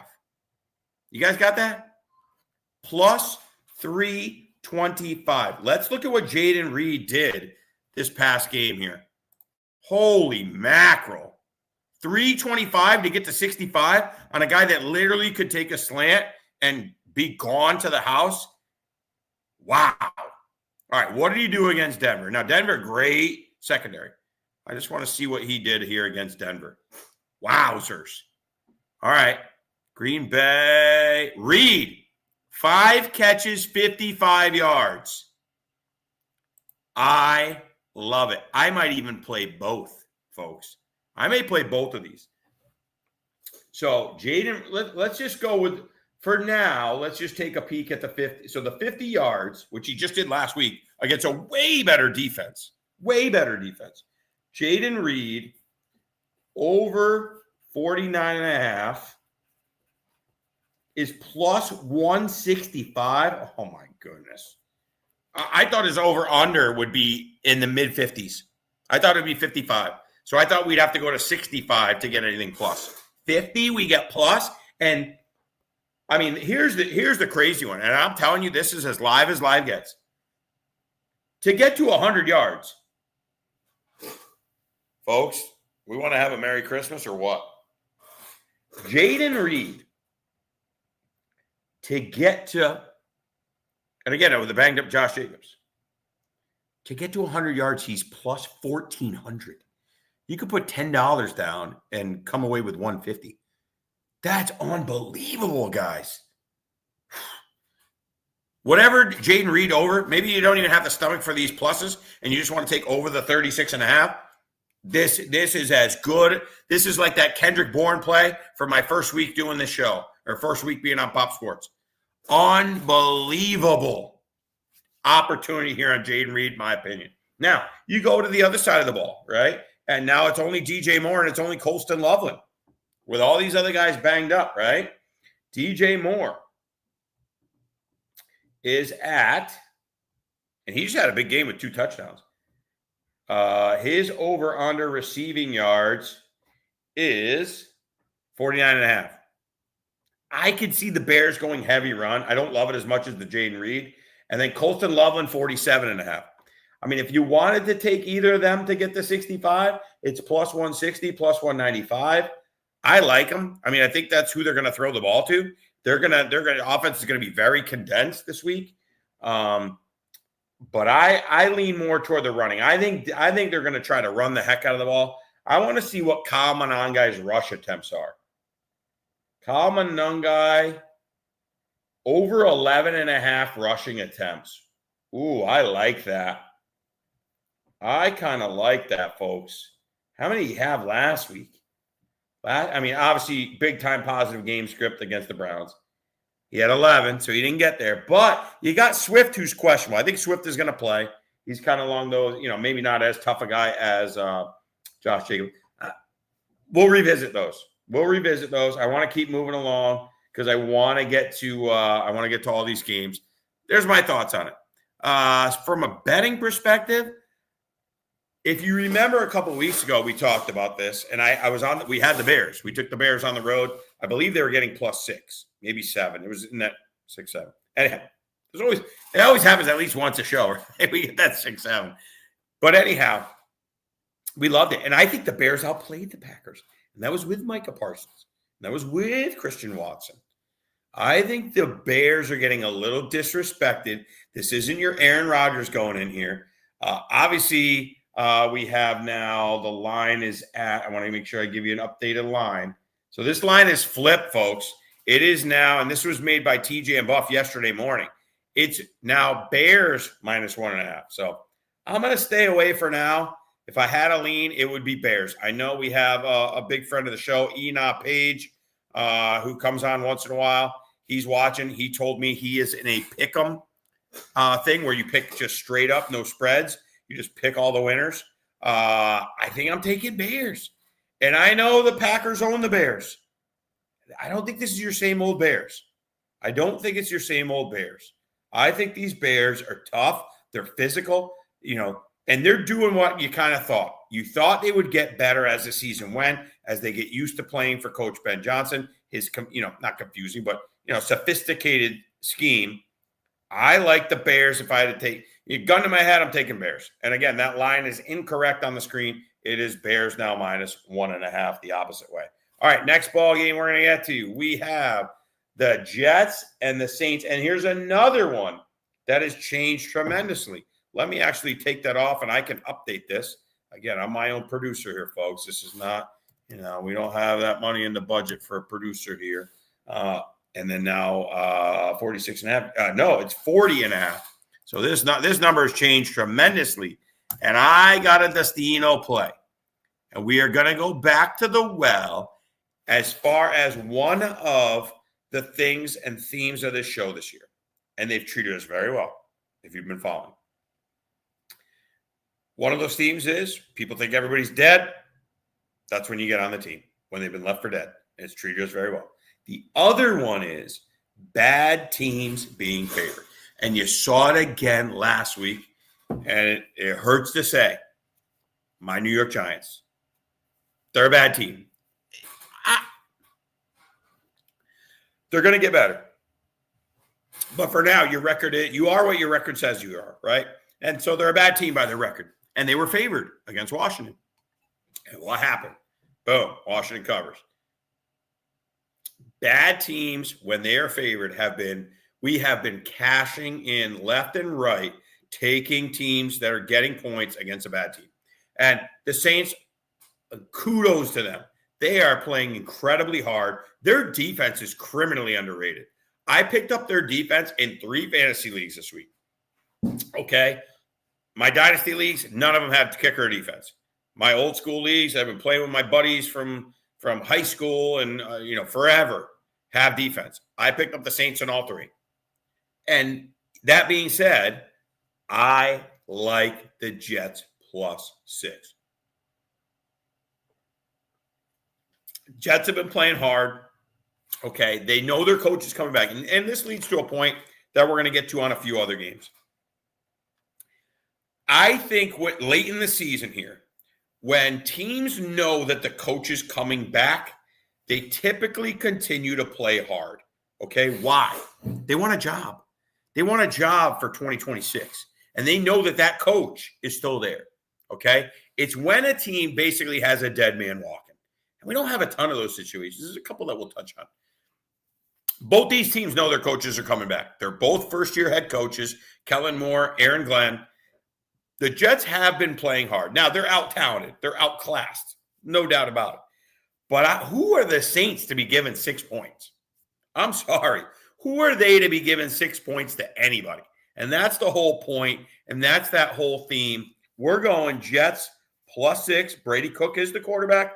Tyrod will be the backup, and I think Fields is going to be around too. So who knows will come in if they have a backup. But I think the Jets find a way to keep it close, right? Going to be an ugly game. Obviously low scoring with a 40.5 total. And I still probably would lean under in this game. Jets have had some good special teams plays. They've had some punt returns.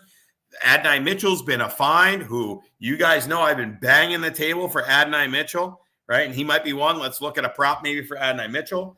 And then Chris Olave. Hey, Chris Olave, you've had your moments throughout your 3-year career, maybe 4-year career. Oh, boy, did you come up clutch for me last week. I was in a league, and I needed Olave late, and Olave was having a dud of a game. He was like 3 for 18, I want to say, until very late in that game. And they had a drive, their game-winning drive, that he scored the touchdown. He got like 5 catches that drive. And just, in one of my leagues, my quarterfinals, he absolutely saved the day. So go Chris Olave, and no Devon Vele. Devon Vele is a guy we've been kind of talking him up as a guy to keep an eye on. He's out for the year. They put him on IR. Who they throwing the ball to? So that helps us with Jets +6. That also helps Olave. So I'm hoping Olave is one of those guys that I bought low on in a bunch of leagues that can help propel me to getting out of the semifinals and into the finals. Tyler Shuck, I think he's played himself into being the starter in 2026. I'm not saying the Saints don't draft someone. Maybe they do another one where they take a 3rd or a 4th or a 5th rounder. But I think Shuck has earned the opportunity to at least be the starter in 2026. He's shown some moxie. He's shown some athleticism. They've been winning some ball games. They're not going to be drafting in the top 10 anymore because of these wins that they're putting up. And, again, they may, clearly they're a 6-point favorite. We like the Jets in 6. They should win this ball game, right? Even if they win it by 3, we cover, everybody wins, right? And, they're going to play themselves out of a top pick. I think Shuck's coming back as a starter. Now, other interesting stuff on the Saints side of the ball, running back. They lost Alvin Kamara. I don't think I said this on the show 3-4 weeks ago. Alvin Kamara's not playing the rest of the year, in my opinion. I mean, what is the point bringing him back, right? Already an older guy and all that stuff. He's banged up. Now, Devin Neal, waiver wire winner, has done good, right? Had a pretty good game. He's now been shut down for the season. So now you turn to Audric Estime, a 6th-round pick by the Broncos 2 years ago. He's kind of a plotter. He's like he's not Jerome Bettis, but that's his style. He's just kind of a big, heavy-set, pound you kind of guy. The Jets have been abysmal against the run. Devon Achane, before he got hurt last week, was looking to put up a 50-point game until he hurt those ribs. He was going to be one of those guys that just went nuts. I think he still scored 25, 30 points, and he only played like a quarter and a half. I think he left early or late second quarter. He was going to put up 50 points. He was absolutely cooking the Jets. And the Jets' run defense is not very good. Saints now lose Vele. Positive game script, perhaps. Keep an eye on Audric Estime. And the other guy that I like, too, is Evan Hull. He is a 5th-round pick from 2 years ago.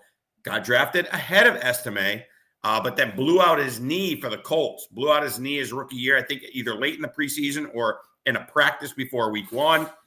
Kind of got sent off, was on practice squads, ends up with the Saints. It's probably going to be a 50-50 split.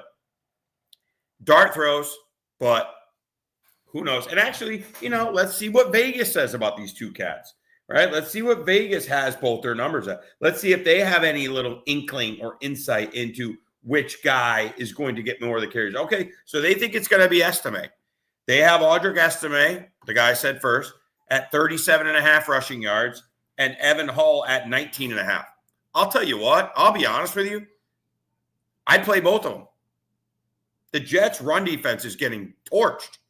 I mean, let's say they do some kind of let's say they have 25 carries in a game, which I think is very reasonable. It might be low. Let's say this Audric Estime gets 15. He's only got to get to 37.5. Let's say this Hull gets 10. Let's say it's a 15-10 split, right? What's that? That's 60-40 basically. Totally could see it. This Hull only has to get to 19.5. If I was taking Hull, I'd just take him to get to 25, and he'd be plus 115. Let's see how the carries broke down last week and the touches broke down after this injury to Devin Neal. Let's take a quick peek. Oh boy, and I gotta start picking up the pace, baby. I'm sorry. I have so much fun doing this with you guys. I really do. It's just fun to me, going through this and thinking about it organically. Okay, so they beat the Panthers. Neal left the game. Neal only had 7 touches. Hull they must not have, it must have been late in the game. Hull had 4 carries, Estime 3. But I swear to God, I didn't look at this. They had 25 carries last week. And that was as a dog, and they were trailing. Again, they had that game-winning drive. They scored 10 points in the fourth quarter. So with a positive game, they might have 30 carries in this game. I think both of those guys are good to take their overs. So they're dart throws if you're desperate. If you're absolutely desperate at a flex, if you're in a super deep league, I'm in one league and I'm playing Audric Estime. I've been leaning back and forth, but now seeing what Vegas has the number at, I have to play Audric Estime. It's my biggest money league. It is an insanely deep league. So, we're 14 deep and we start like 10 people. So, there's a lot. It is a tough league. I'm in the semifinals. I'm playing Estime. So let's see what happens there. On the Jet side of the ball, Breece Hall, man, that guy, very disappointing for him. You got Brady Cook at quarterback, but he's slinging it. Sometimes these backups come in and they throw for 110 yards and they just look completely, like a Zach Wilson, just completely incompetent. And if you have any of their pass catchers, you're just cooked, right? You're just done, right? Some of these weeks when Zach Wilson was throwing to Garrett Wilson, I mean, you had to play Garrett Wilson because you drafted him, but it's like, what in the hell am I doing? I don't even want to play this guy. This Cook at least threw the ball around. Obviously, a trailing game script against the Jaguars, and and obviously the Jaguars, their running backs went nuts too last week. So again, this estimating this Evan Neal could have big games, but this kid he's slung it around. He threw for 176, threw a bunch of picks, which is why I'm picking the Saints D. Brees Hall had only 12 carries for 23, and again, we told you the Jags is the number one run defense in the NFL. Isn't that crazy? Could win a lot of money betting that in the bar tonight. Brent, if you're out at the bar and you're still watching, bet somebody that. They know who the number one run defense is. It is, at least leading into last week, it was the Jaguars. I can't even I love my guy Mitchell. I can't realistically play any of these props on the Jets. You just can't. I mean, if you really want to, but I think there's better options. Mitchell's total is 39.5. Okay. But I'll tell you that Saints defense, because I watched a lot of that Saints game against Tampa, it's very good. Their defense is really good. Saints are their defense especially very underrated. So there you have it. That's the set. Saints Jets. We got an official play. Jets +6. On to the next game. Another 1:00. Bills and the Browns. Let's see. We got the Bills and the Browns. I want to make sure this line is up to snuff and up to date. It's 10.5 now and 41.5. So maybe some weather there. Obviously, big game from Josh Allen last week. Put the team on his back. We talked about that. We think maybe that happens with the kid from Oregon. Can he put his team on his back? Let me just update this line for you. So again, it went from 10 to 10.5, and the over-under dropped to 41.5. I think it's going to be a big running game. I like Quinn. I think this could be the game that Quinshon – you saw Travion Henderson. Maybe his Ohio State teammate this week is the guy who breaks a few big runs. All right? Travion went nuts. The Bills still can't stop the run. I'm sorry. They can't stop the run. The Patriots just kind of crumbled in that ball game. Drake May did not have a good second half. I mean, it's going to be more and more and more. Obviously, sure, Sanders coming off a really bad game, but it was a tough spot. I want to see Quinshon Judkins. I think they're going to – and he gets a lot of carries, so I bet you they have his number in the 60s, low 60s, maybe even high 60s, and that's probably right against that run defense. 61.5. So I think there's some value there. I mean, he's going to get 20 carries. He gets so many carries. I kind of like Judkins. Alternate line to get to 65 is even money. So that's not a real value. I'd rather take him at his 61.5 and just play at -110. Let me see if that's -110. Yeah, over 61.5, -110. I'm going to jot it down. I'll let you know if it makes the final cut, but that is one we're interested in. Over 61.5. Judkins. Bill's side of the ball, it's Josh Allen, man. Josh Allen is just throwing him on his back. Good luck playing any of those. It's so wild to have such a great fantasy player like Josh Allen and such a great quarterback, and you really can't play any of his receivers except for the tight ends, I guess. I did see Dalton Kincaid will play, so you do have Dalton Kincaid. And go back to that Jets game real quick. Mason Taylor, he's not really on the fantasy radar. He's not playing. So he's out. Jeremy Ruckert, I got one dynasty league. I got to play him. He's my tight end, right? Rookie quarterbacks like to throw a tight end. Anyhow, no Mason Taylor. Back to this Bills game. You got a guy like Josh Allen who just puts up absurd numbers, and you don't trust any of the receivers. I still think Brandon Cooks in the playoffs is going to make a big play somewhere. Like, if there was one, is Brandon Cooks playing? He's only got a 5.5 receiving total. That's crazy to me. If you're going to throw something, what's Brandon Cooks? All right, hang on one second. He is not on the injury report. What did he do last game?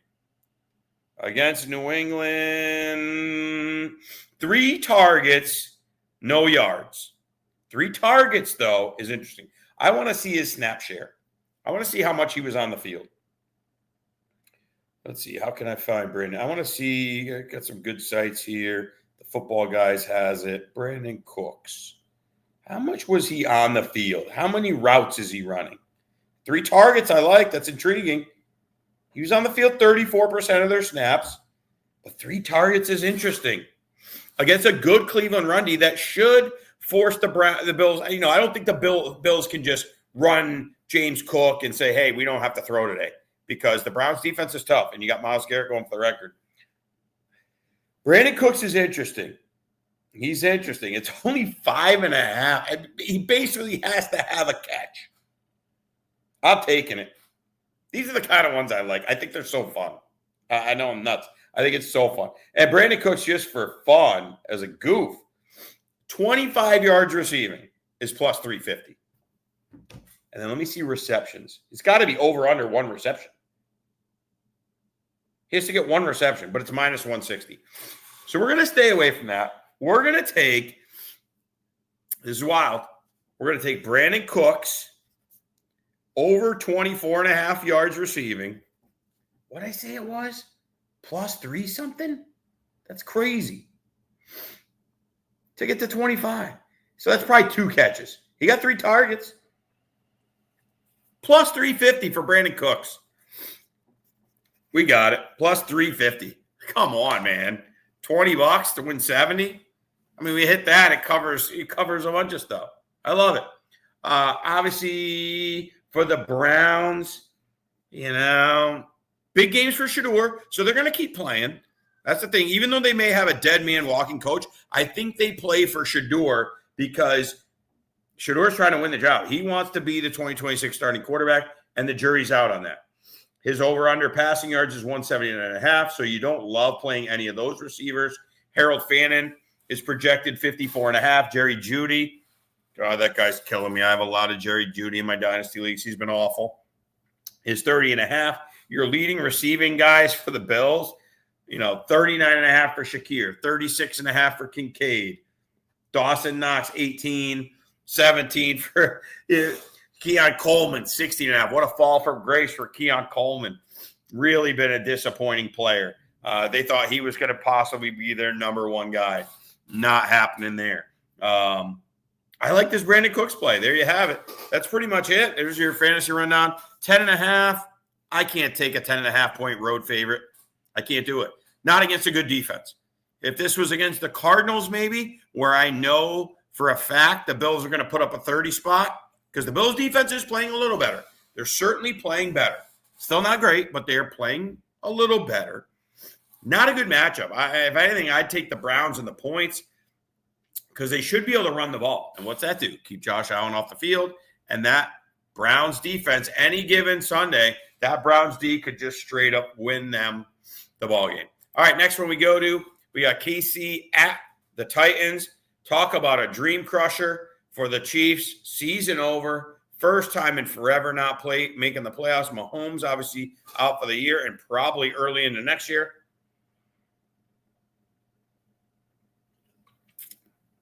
Gardner Minshew takes the reins.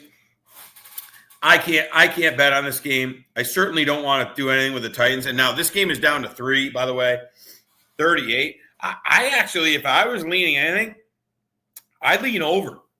Okay? Sorry. A little chilly out here. Nose is running.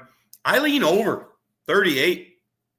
It has changed to 38. So let me fix that real quick for you on the graphic. It is 3 and 38. We always want to give you the up-to-date lines. We don't want to dupe you here on anything. That is interesting. Reason being, okay, when we say a dream crusher, right? Chiefs got to be deflated, right? Just human nature. Season's over. If you've got a little headache or you got a little dinged up, a little soreness, might be time to make some business decisions. Where do those business decisions and things like that get made? They get made usually on the defensive end. The offensive players are still playing because, they risk getting injured.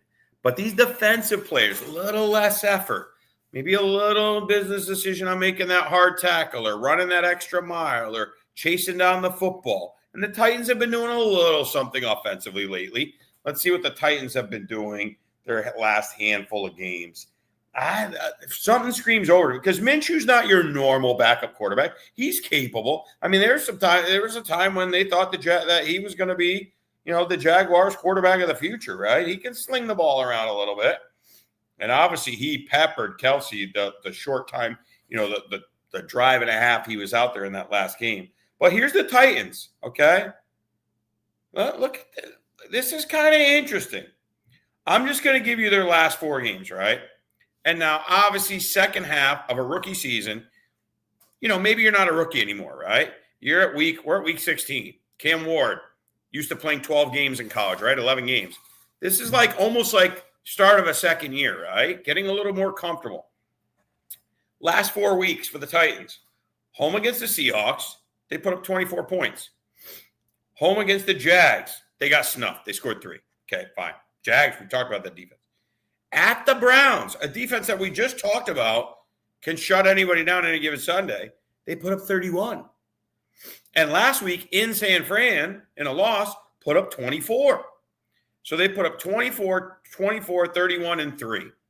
So if we give them 20 points, right, and the Chiefs are favored, how does it not go over? Right? How does it not go over, folks? Let's see if we got any weather in Nashville. I highly doubt it. That's a pretty mild climate area. Maybe you get some rain, but rain typically doesn't lead to unders. Wind is the biggest factor by far and away. Wind and super duper cold. Even snow does not necessarily mean under, believe it or not. That was a big misconception that I had. Nashville, Tennessee. Don't forget, if you're just hopping in, I don't think it started yet. Our college expert, we're all over Alabama plus 2.5. No, it's going to be gorgeous Sunday. Gorgeous Sunday in Nashville. You got another Destino play. Tennessee Titans and the Chiefs over 38. Titans, Chiefs over 38. I'm not taking any over-unders on any player props with the Titans. I've got burned by this Manor and this DK. I don't know which one it's going to be. Tony Pollard's been playing a little better. You could play him if you absolutely have to. There's really no Titans you want to play if you can avoid it. Chiefs side of the ball, big one, no Rashee Rice. So do we finally get an Xavier Worthy week? Do we finally get it? Can Minshew be the guy who unlocks Worthy against a defense that's given up a ton of points? I love this over the more I think about it. Minshew will sling it, and Minshew look for Kelsey a lot. Let's see what we got for player props on this one. Player props. Receive. Minshew's over-under is 218.5, by the way. Kelsey, 53.5. See, and this is where I think the edges are in these player props that we've done. I've taken Xavier Worthy, you guys know, a bunch of times this year, usually on his alternate to get the 50 or 65, right? Because it's big plus money. He's always right around 35, 38. He's in that neighborhood, and he's a big play, deep play threat. Now you have no Rashee Rice, okay? So, and also there's somebody else injured too. I think that Tyquan Thornton is injured. Yeah, he's injured as well. He's not playing. So it's basically Xavier Worthy, Hollywood Brown, who's questionable. He didn't play last week, and Travis Kelce. And this is not an explosive Chiefs running game. And that's the thing they got to, if I'm the GM, they got to address the running back position. They keep punting that running back position. They got to get some explosiveness. They have no explosiveness in their running game. Hunt and Pacheco, oh my God, I feel like I could run faster. My God, are they terrible. There's zero explosion. And so now you have no Rashee Rice. You have Hollywood Brown off an injury. No Tyquan Thornton. You have Minshew, who we know slings it, right? He's good for fantasy. Real life, whatever. He's capable. You could definitely have a worse backup. He slings it for fantasy, right? Minshew. Remember him, Minshew and DJ Chark? I think that's who it was. My God, what a year they had. And they haven't adjusted the Xavier Worthy number. It's 38.5. So to get to 50, which he's a deep play guy, could get it on one play. Again, just like a Jaden Reed, deep play guy. To get to 50, Xavier Worthy is plus 150. 65, he's plus 275. Let's take the 50. I'm not getting nuts. Xavier Worthy, we're going back to the well. But now he's got no Rashee to deal with. He's got a gunslinger. He's got a team that, hey, what do they got to lose now? They got nothing to lose. And let's be honest, Mahomes' deep ball has been terrible lately. Terrible deep ball throwing. Xavier Worthy over 49.5. Receiving plus 150. God, we love these plus monies. Anyhow, we already told you Titans. We want nothing to do with it. Kelsey, I think, is a great play. I think Kelsey rides off into the sunset. I think he's going to retire. Obviously, we like Worthy. You want to play Kareem Hunt, Pacheco. It should be. I think it's going to be a high-scoring game. I love this over. So you can play those guys, but there's no explosiveness there, folks. Not a great fantasy game. Now, you go to a fantasy game that could be pretty great, and that's Chargers at the Cowboys. Always a lot of scoring in that Cowboys game. That was a game that we nailed last week, the Vikings-Cowboys over, and we nailed taking the Vikings. So two things that we love. That was a game that was very lucrative for us. We got -2, and the over-under did move. Let's see. I'm going to change this because it did change up to date. It is Dallas -2 now and is now over 50. And let's see real quick. Did this has save, and then let's put this up on the screen. There we go. Beautiful. Has this Alabama game started? Let's take a quick peek here, folks, at this college football game. Has it started?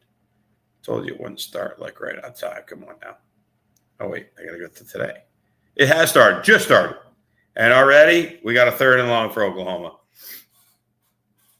Let's go. Sweet home Alabama. All right. You'll love your players here. Herbert's been struggling with the hand, but it's not his throwing hand. His throwing's been terrible.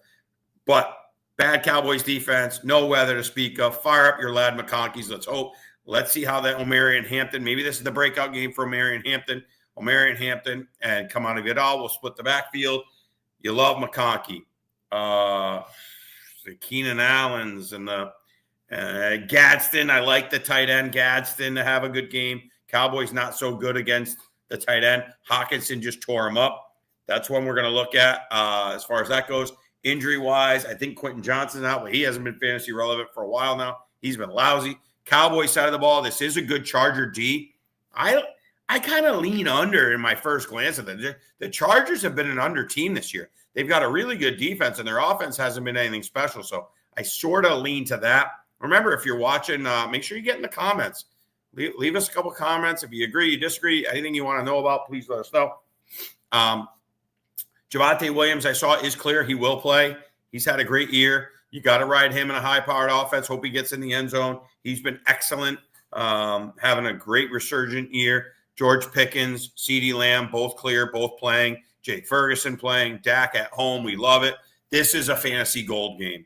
This is a fantasy game that, you'll like with a high over-under, with no weather to speak of. As we look at it, Gadsden's one of the guys that kind of stands out with some of the other guys being banged up. Let's see what his number's at. 34.5. Seems fair. Ferguson, 33.5, kind of like that.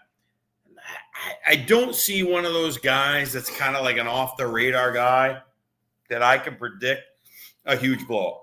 And part of that is the Chargers' D is really good. They've actually been winning mainly with defense. I do like Lad McConkey over 43.5. I just see this as a Lad McConkey game, right? The Cowboys have been lousy covering slot receivers, and he's going to be in the slot. And I could see him getting free for a couple. What's he to get to 65? Plus 240 in nice weather. And what's Justin Herbert's number? 236.5. So, I mean, if he throws, they're saying 236.5, so 240. If they throw for 240, I think Lad's got to get to 65.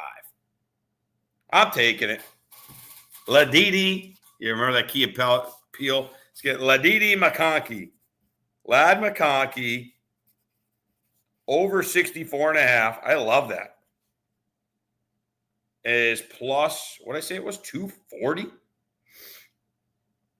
My God, am I getting the sniffles out here? Plus 240. Oh, my Lord. Dude, we're going to have a good Christmas, folks. We're going to have a Happy New Year, Merry Christmas. All right, there you have it. You're playing all your Cowboy. This is a good fantasy game. Good fantasy game. We got to start cruising here. Quick update on Oklahoma. They're driving a little bit. They're past midfield, second down. Past midfield. They did get the first down, that 3rd and 8. Vikings, Giants. JJ McCarthy looked pretty good.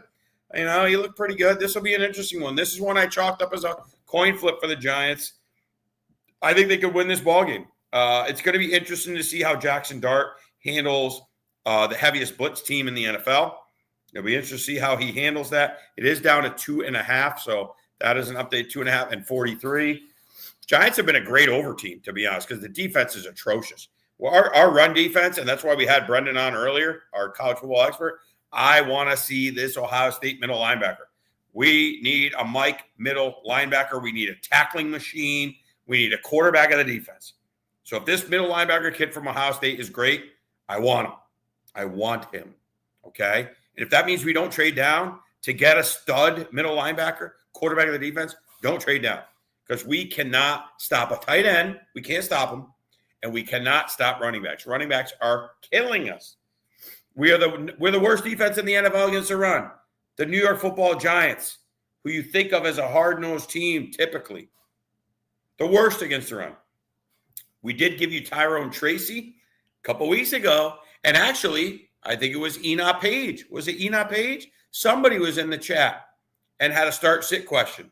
And we said, Tyrone Tracy, Tyrone Tracy, Tyrone Tracy. He turns around and gives you 2 touchdowns, 70 yards on the ground, a handful of catches. Tyrone Tracy, the easiest, cheapest league winner out there. And this is still a good matchup here against the Vikings, as the offense has been pretty good. We love Jackson Dart's rushing ability. And actually, that brings me to one, because he's one of those guys, I don't care they say don't run. He can't help himself. And if he's going to get blitzed, he's going to run. If he's, I would say 24 or under rush yards, I am all over Dart rushing. All over Dart. Because he's going to get blitzed, and he's going to make, he's got great pocket. I am so in love with Jackson Dart. He's got great pocket presence. He knows when to run. He knows when to feel the rush. He doesn't know when to slide yet. I'm hoping that comes, and it better come. But I think he's going to be able to wiggle away. Oh, my goodness. 33.5. Yeah. They're onto it. They're onto us. That's okay. Hey, fine. We don't take it. It's too high. It's too high. 33.5. But I see it. I totally see it. Because the blitz comes. Nobody throw the ball. He steps up. He able to elude guys and get some rushing yards. You play Wan'Dale Robinson. Theo Johnson's interesting at tight end. He's had a pretty good year. He's a guy that you like. And actually, I wonder he might be a guy to look at receiving, because they're going to want to get the ball out quick against the blitz. 36.5. I was hoping it was lower. Tyrone Tracy is 11.5. How do you beat blitzes? Screen passes. You saw it with Kenneth Walker last night. Blitz, gone. Screen passes are how you beat the blitz. That's a pretty good number, 11.5 for, Tyrone Tracy. I don't mind that one if you're looking at it. Minnesota side of the ball, man, how do you know? JJ looked good, but still wasn't fantasy gold. He's going to Oliver, a second, third string tight end. He's going to Hawkinson a little bit, Addison a little bit. Jefferson can't get anything going. We lost that prop last week. We had Jefferson to get to 80. Did not happen. I don't know, man. I don't know how you play any of these player props. I could see Aaron Jones, maybe an anytime touchdown. What's Aaron Jones anytime? He's plus 140, anytime touchdown. I could see that, although Mason comes in a lot at the goal line. What's Aaron Jones rushing? 51.5, too high, because they're going to split, and he's not a bruiser. Him and Mason are going to split. So it's tough to predict which one, right? Tough to predict which one. If I had to lean, I kind of like the Giants as a home dog. It's 2.5 now. That screen isn't correct. But if it goes to 3, I could see the Giants. I could see it. I could see them. They played everybody tough. I do kind of lean over, too, if the weather's good in New York. But there you have it. Injury-wise, that's about it. Yeah, nothing from your skill players that's anything to write home about. Jefferson, what are they projected for him? I mean, you almost want to just take unders. 56.5. But he's going to break out one of these weeks, and our secondary is not good. I'm just not doing it. I got burned last week. Jefferson, 80 yards is plus 220. So if you're feeling frisky and you think Jefferson's going to break out, that's your chance. All right, next game. Big one, NFC South. Both teams coming off losses to the Saints. Bucs are reeling. They're getting a little healthier, but they are reeling.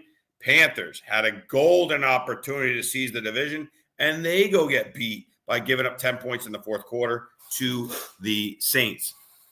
Ugly division. Tampa Bay is a 3-point road favorite. I could see why, but I can also paint a picture where the Panthers win this game as well. Oh, man. And the big thing for the Bucs has been obviously Baker Mayfield, since he's been injured, not playing the same, but also their defense.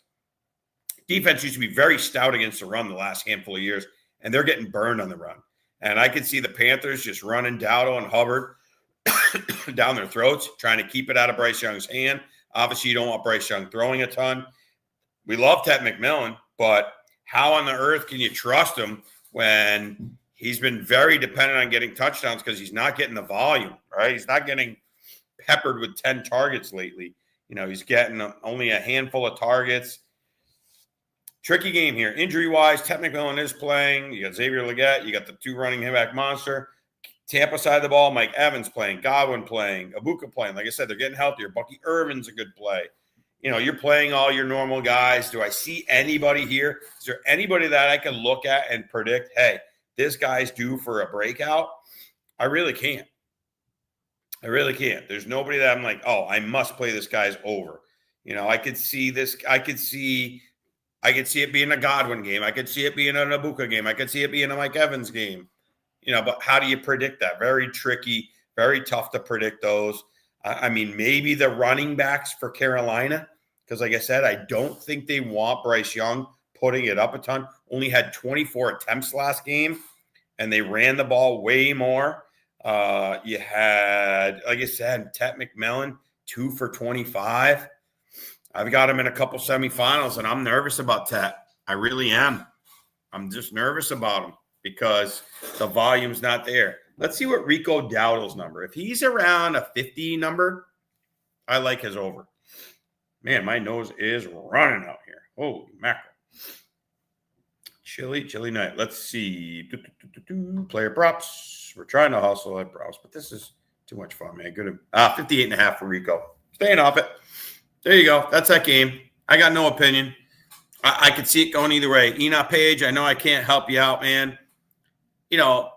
I guess if you're going to coin flip, right? And this is our friend Enoch Page, who's on the show, and he talked about he has to pick every game, no spread. Just take the team that's favored if you're in doubt. If you got no opinion on it, and we like the Jets +6, but you got to take the Saints, 6-point favorite. In that Chiefs-Titans game, I wouldn't be surprised with the Titans. They've been playing well. They got more to play for than the Chiefs. So that's one for you to think about. Bucks are down to 2.5, actually. But I think I would take the Bucks. I guess I just trust Baker more in a clutch spot than Bryce Young. But that's really it. All right, next game we're going to get to Cincinnati Bengals against the Dolphins. And report came out today from Tom Pelissero, pretty reliable source, that Tua has played his last down in Miami. He has worn out his welcome. The guy's been terrible. I mean, if we're just being honest, he has been terrible the last handful of years. But absolutely terrible. Cincinnati, a 4-point road favorite. That's tough for me to swallow. I do think they bounce back in a pretty big way. High over-under. The weather's going to be beautiful in Miami. That's a high over-under with what's his name? Quinn Ewers being the quarterback now for Miami. They didn't even go to Zach Wilson. The heck with him. We've all seen Zach Wilson. We all know what he is. He stinks. I'm sorry. And, okay, sure. We've seen reclamation projects with Sam Darnold. We've seen it with Baker. We've seen some guys go away, come back, and they can play. Zach, I don't ever see it with Zach Wilson. That's just me personally. Cincinnati's D still is not any good. How do you get real confident about any Dolphin players? Because you don't know what this Ewers kids is going to look like. Quinn Ewers. It can't get any worse than Tua, you would think, but you never know.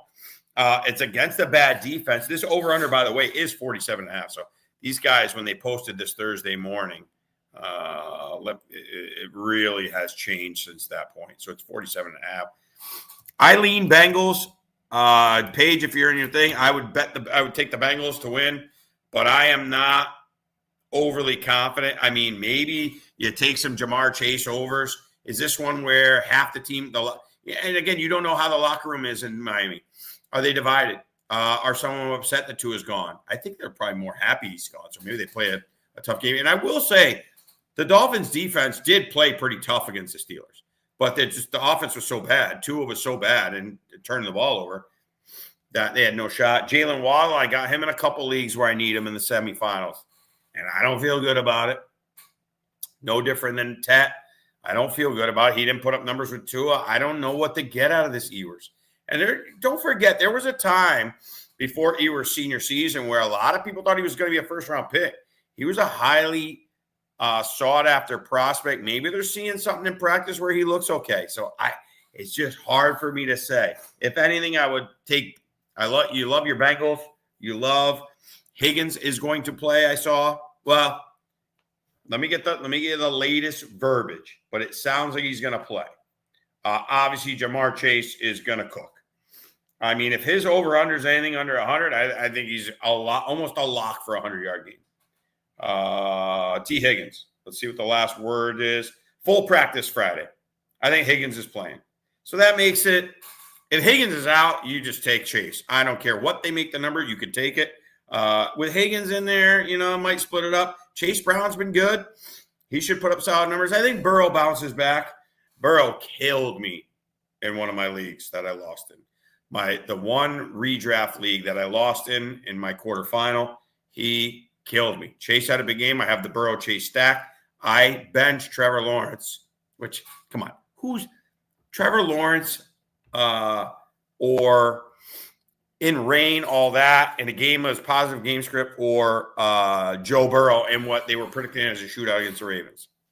I played Burrow, and I got cooked because Trevor Lawrence would have won me the week. He went berserk. This is a high quarterback scoring league. He had 51 some odd points, so he cooked me.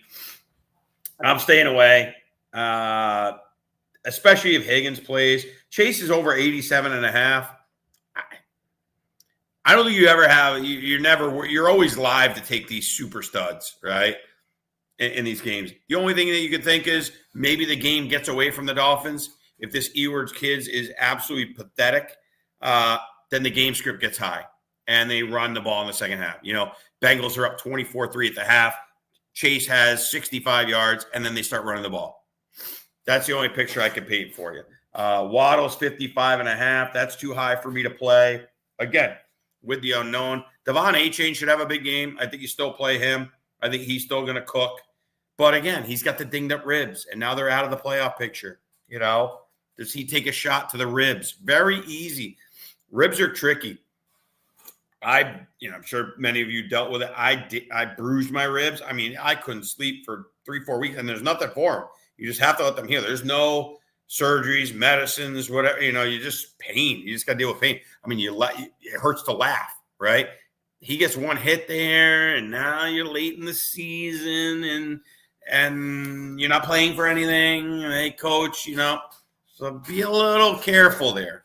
That's my thoughts on that game. Are we to 4 o'clock now? I think we finally got to the 4 o'clocks. All right, let's see. We're on the 4 o'clocks now. Oklahoma, Alabama still 0-0. Oklahoma driving a little bit. They're in field goal range. Although kicking in college, I don't trust any kicker unless it's even extra points I don't really trust. Okay, next game, Jaguars, Broncos. Broncos only -3.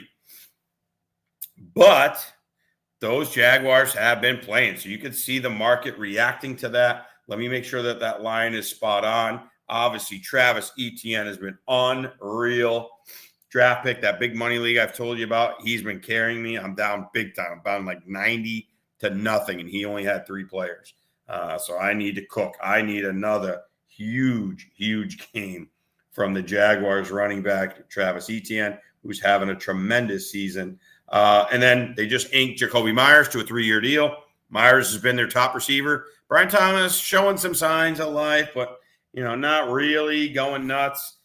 This line is still 3. Over-under is 47, so the over-under has gone up. You got good weather once again in Denver. No weather problems. Let's see. Let's hide this. Let's edit this, and we'll put it at 47. Looks like we have a new guy in. We have our buddy Rod here. Back in, was all over the Steelers with us, was all over the Seahawks last night. He says, thank you, Destino, for getting the Seahawks money line. You're welcome. Listen, we got lucky there. Let's be honest, man. We definitely got lucky. But, hey, we liked it. We rode together, and we nailed it. It's a tough game for me to call. It's one of those where it's spot on. 2 even teams, and you give the 3-point or the 2.5-point home advantage to the Broncos. Jaguars are cooking, man. That Liam Cohen has them going. That offense looks incredible. Looks like it can do no wrong. About 3 or 4 weeks ago, they told Trevor Lawrence to just let it rip. He's letting it rip, man. He is letting it rip. He is absolutely cooking. Give me 1 second here. Check one thing. Sorry. It is a chilly evening in Florida, so I'm out in the garage, and it's getting chilly, and I'm getting a little nose drip going. Got a text coming in, direct message here from Rod. He is watching the show. What kind of shit we're going on? All I can hear kids yelling, screaming in the background. Oh, that was from way earlier. Oh, so you're watching the replay. See, and I had it on there. There's a bunch of kids, and I asked Brendan if you could hear me all right, and I asked the guys in the chat, and everybody said it was okay. So, yeah, I had the garage open. There was a kids. They did a neighborhood parade of Christmas stuff. So I apologize if you heard some yelling and screaming and kids. They were fired up. Obviously, we know kids love YouTube. They heard I was doing the show. I always have a kid introduce me. So all those kids came in and they introduced Destino. They went a little nuts when they saw themselves on air. So I apologize about that. Yeah, they went a little nuts there, Rod. So I apologize. If you got any comments or whatever, put them in the chat. You're playing your Jaguars. Brenton Strange is an interesting guy. Tight end for the Jaguars who's been getting more and more and more heavily involved. His number, let's see what his over-under is. Player props. And again, good defense, so it's tough when you go against these good defense. 37.5. I could see him getting over that. Your high guy is Jacoby Myers. We've been nailing Courtland Sutton. We've been going to the well on Courtland Sutton over 64.5 the last couple of weeks. We nailed it last week, but they're starting to adjust. It's now 59.5 is his over-under. So to get to 65, he's only plus 105. And remember, we got him at plus 155 or 175 last week. I forget. I have to go back in the show notes. Actually, do I have it here? What did we have him at? Yeah, he was plus 155 last week. So now it's plus 105. So we're staying off it. We just, I could see McLaurin doing it, but this Jag defense is no joke. Number 1 rushing defense. And we've been all over RJ Harvey, who we like, and still think he's a good play. Obviously, he's getting the volume. He's a good play in your fantasy leagues. He's healthy. But I would stay away. That Jags run defense is no joke. Again, you could win a lot of money asking people who you think the number 1 rush defense is. And it's the Jags, unless it changed. I haven't updated, but I know 2 weeks ago it was the Jaguars. Man, tough game. I guess you got a lean home team. I'm not betting this game. I think this is one where if you're betting this, you're just betting because you want action. You're not betting because you have any sort of edge, so to speak, right? Because this is spot on. If you want to bet Jags money line and just hope for the upset, this is classic, pretty even, 3 points for Denver because they're the home team. Troy Franklin had a good game last week. Other than that, for the Broncos, you don't really love anybody other than Sutton, Bo Nix, and again, maybe Troy Franklin. Evan Ingram's been lousy. He's been disappointing. RJ Harvey, you play him, and you hope he gets in the end zone because he's going against a good run D, or maybe he catches a couple screen passes. Next game. This could be the sneaky fantasy game of the week because the Arizona Cardinals are just throwing it all over the lot, and they aren't playing any defense. And we talked earlier in the show about motivation for these teams coming down the stretch. And I think the teams that know their coach is coming back, pretty motivated. Here you've got 2 teams who I think the coaches are probably on their way out. My gut feeling. I think both coaches are on their way out. So who typically, again, the offensive players are going to play.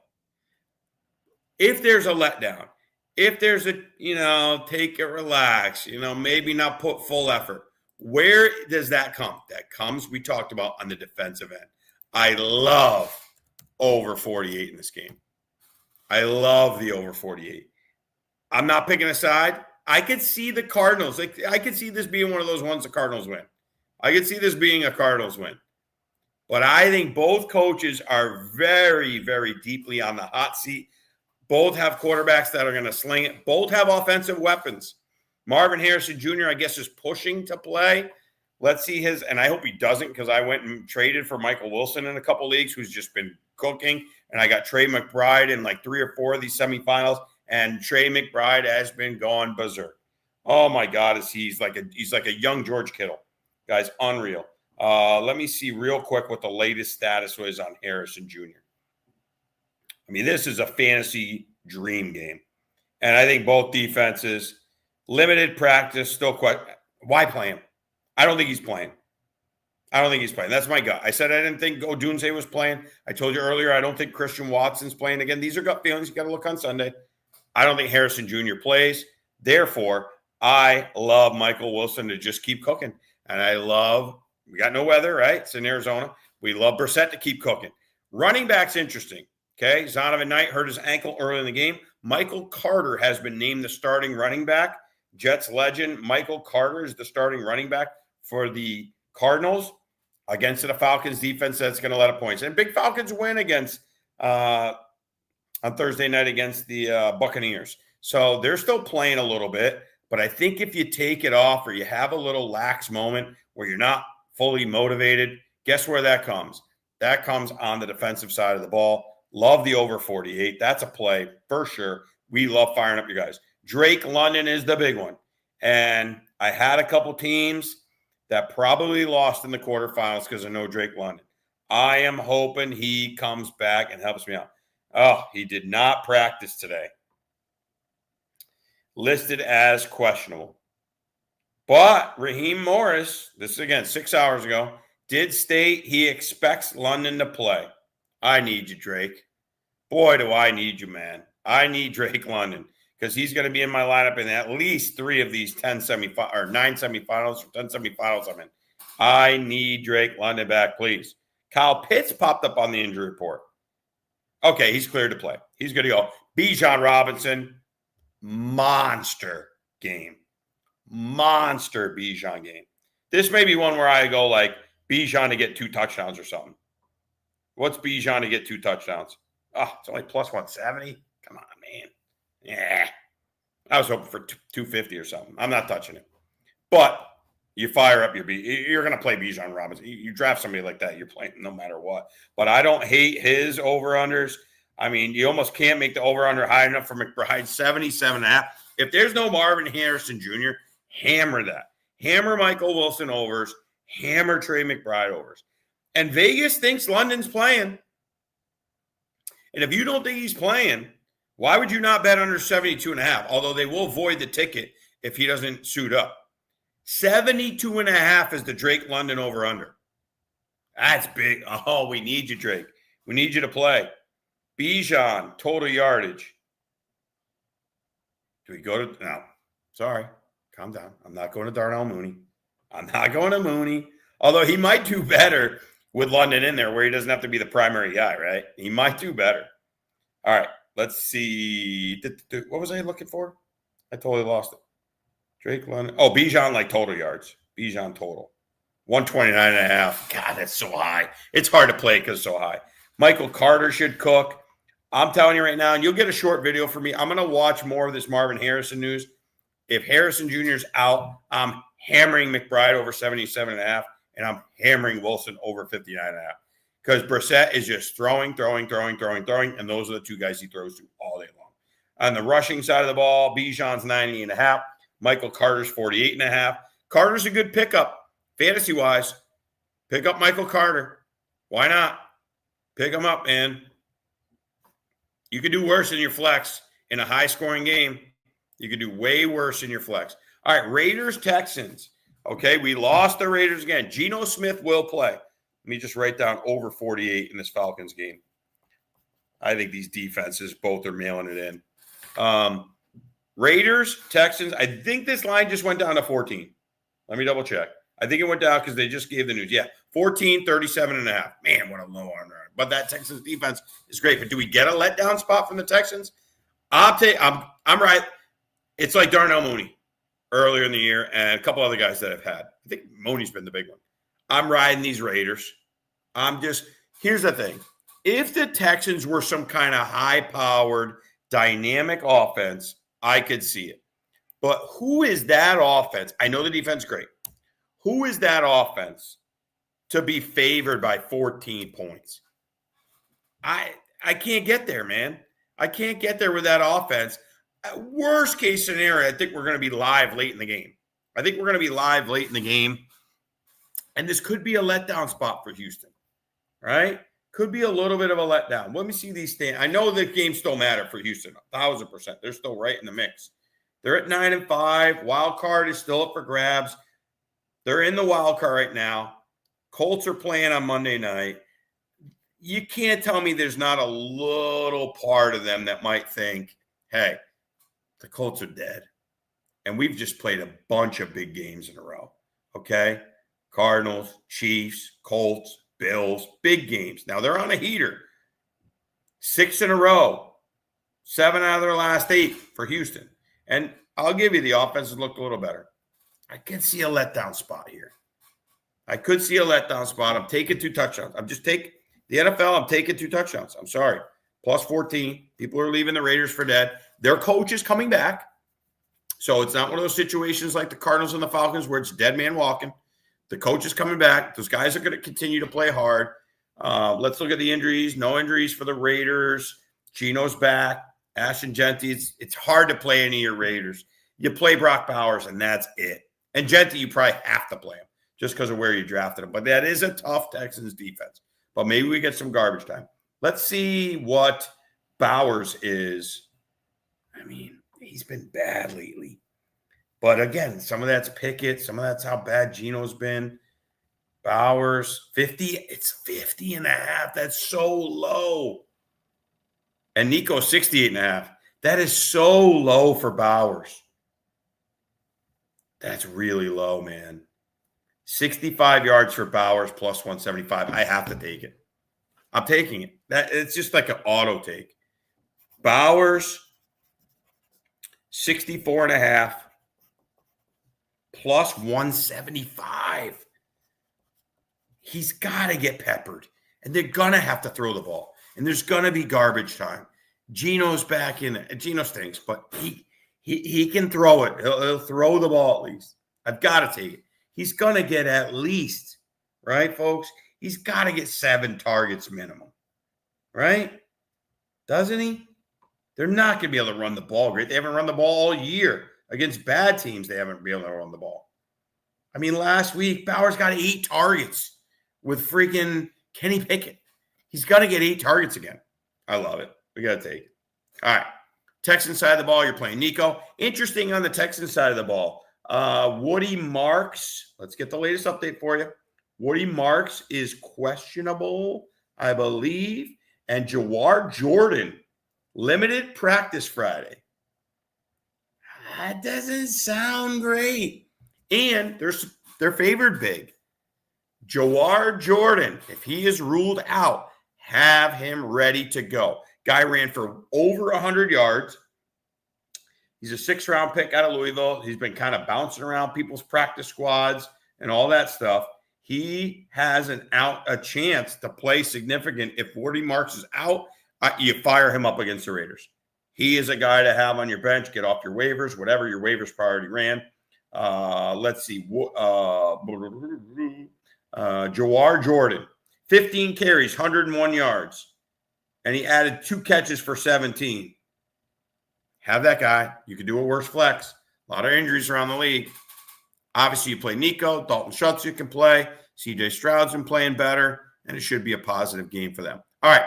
On to our final 4 o'clock game. Holy mackerel. Sorry, we're going long tonight. But we had that whole 45 minutes on college football. Quick college football update. Let's get the quick college football update. We're on Alabama plus 2.5. Oklahoma up 7-0. Oh, my Lord. And they got the ball back. Oh, boy. Have faith. Have faith, folks. All right, Steelers at Lions. Lions -7. Another good fantasy game. Jaylen Warren, Kenny Gainwell, both healthy, going to play.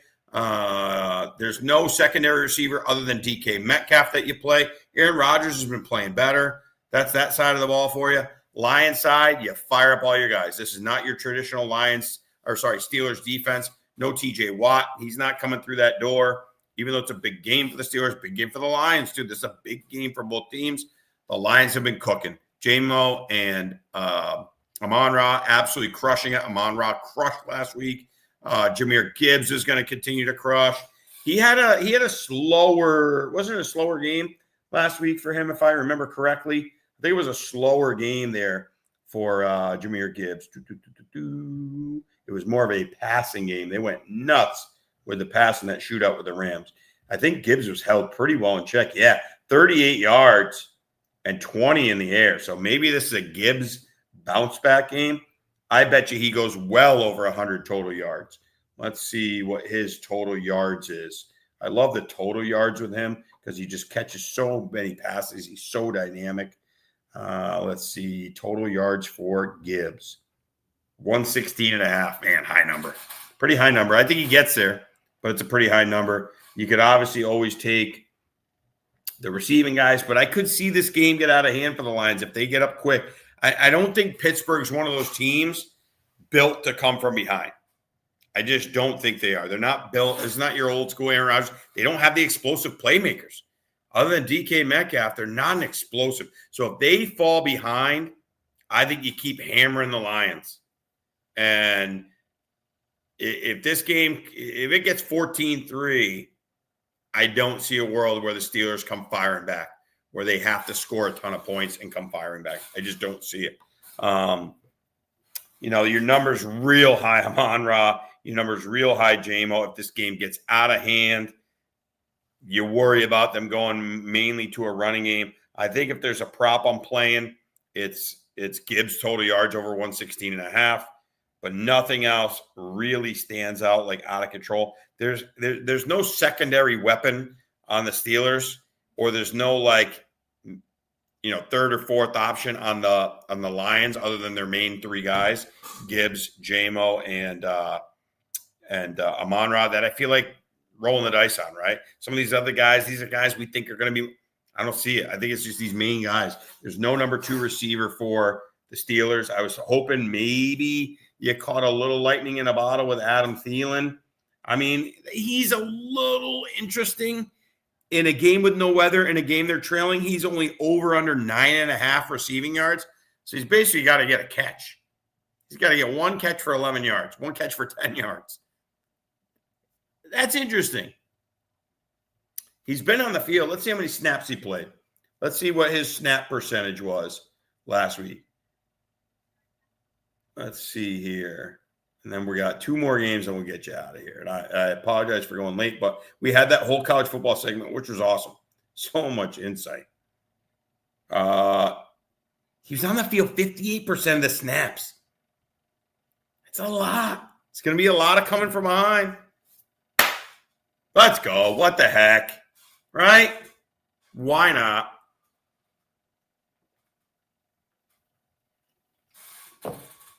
One freaking catch. Adam Thielen on the field almost 60% of the time.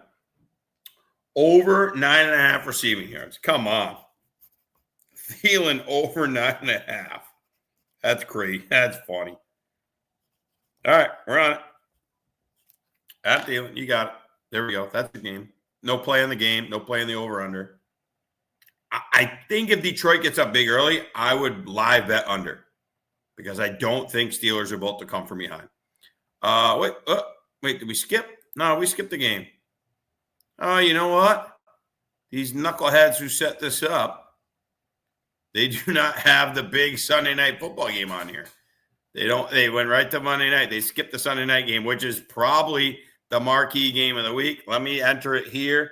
It is the Patriots at the Ravens. Pats, I'm just going to do a real quick one here. Pats at Ravens. Ravens are -2.5, and the over-under is 49. What do we think of this game, folks? What do we think of this game? I like the Pats. I like the Pats. Something's not right with these Ravens. They beat the Bengals, and their defense is getting a little bit better. There's no doubt that their defense is getting a little bit better. But I still lean with the Pats getting the points. I'd love to see it get to 3, so I'm going to wait. It's 2.5 -120. So I think there's a very, very good chance that this game could end up at 3. If it ends up at 3, I'm on the Pats. So I'm going to write it down as a play, but it's only if it gets to 3. Make sense? So only if it gets to 3 are we going to take it. Hang on one second. Let's get that back on the screen. Yeah. If it gets to 3, I'm on it. Over, under, I'm not touching. Pats D, I think, can stop or at least contain Derrick Henry. I think they bounce back. I think the Patriots are really good. And I know they lost that game. They blew the 21-0 lead. I just think they're a much better team. I think they're a much better team than the Ravens. Lamar still doesn't look right. That offense, if they come out and they can stop Henry and you can make Lamar have to throw and you have Christian Gonzalez shutting down what's his name? Zay Flowers. The interesting prop, as we talk this out, or I talk this out, is maybe the tight ends for the Ravens. Because the tight ends for the Bills cooked against the Pats, right? So maybe they take a little page out of that playbook and they go tight end heavy, knowing you don't want to go against Christian Gonzalez, right? I'd be interested to see a Mark Andrews. If I could get a Mark Andrews under 30 yards or in that neighborhood of low 30s, I kind of like it.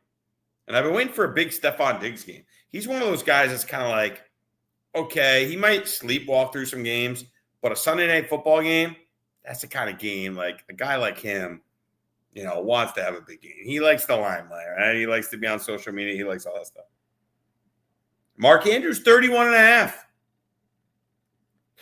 What's he been doing? I know he's had a down year.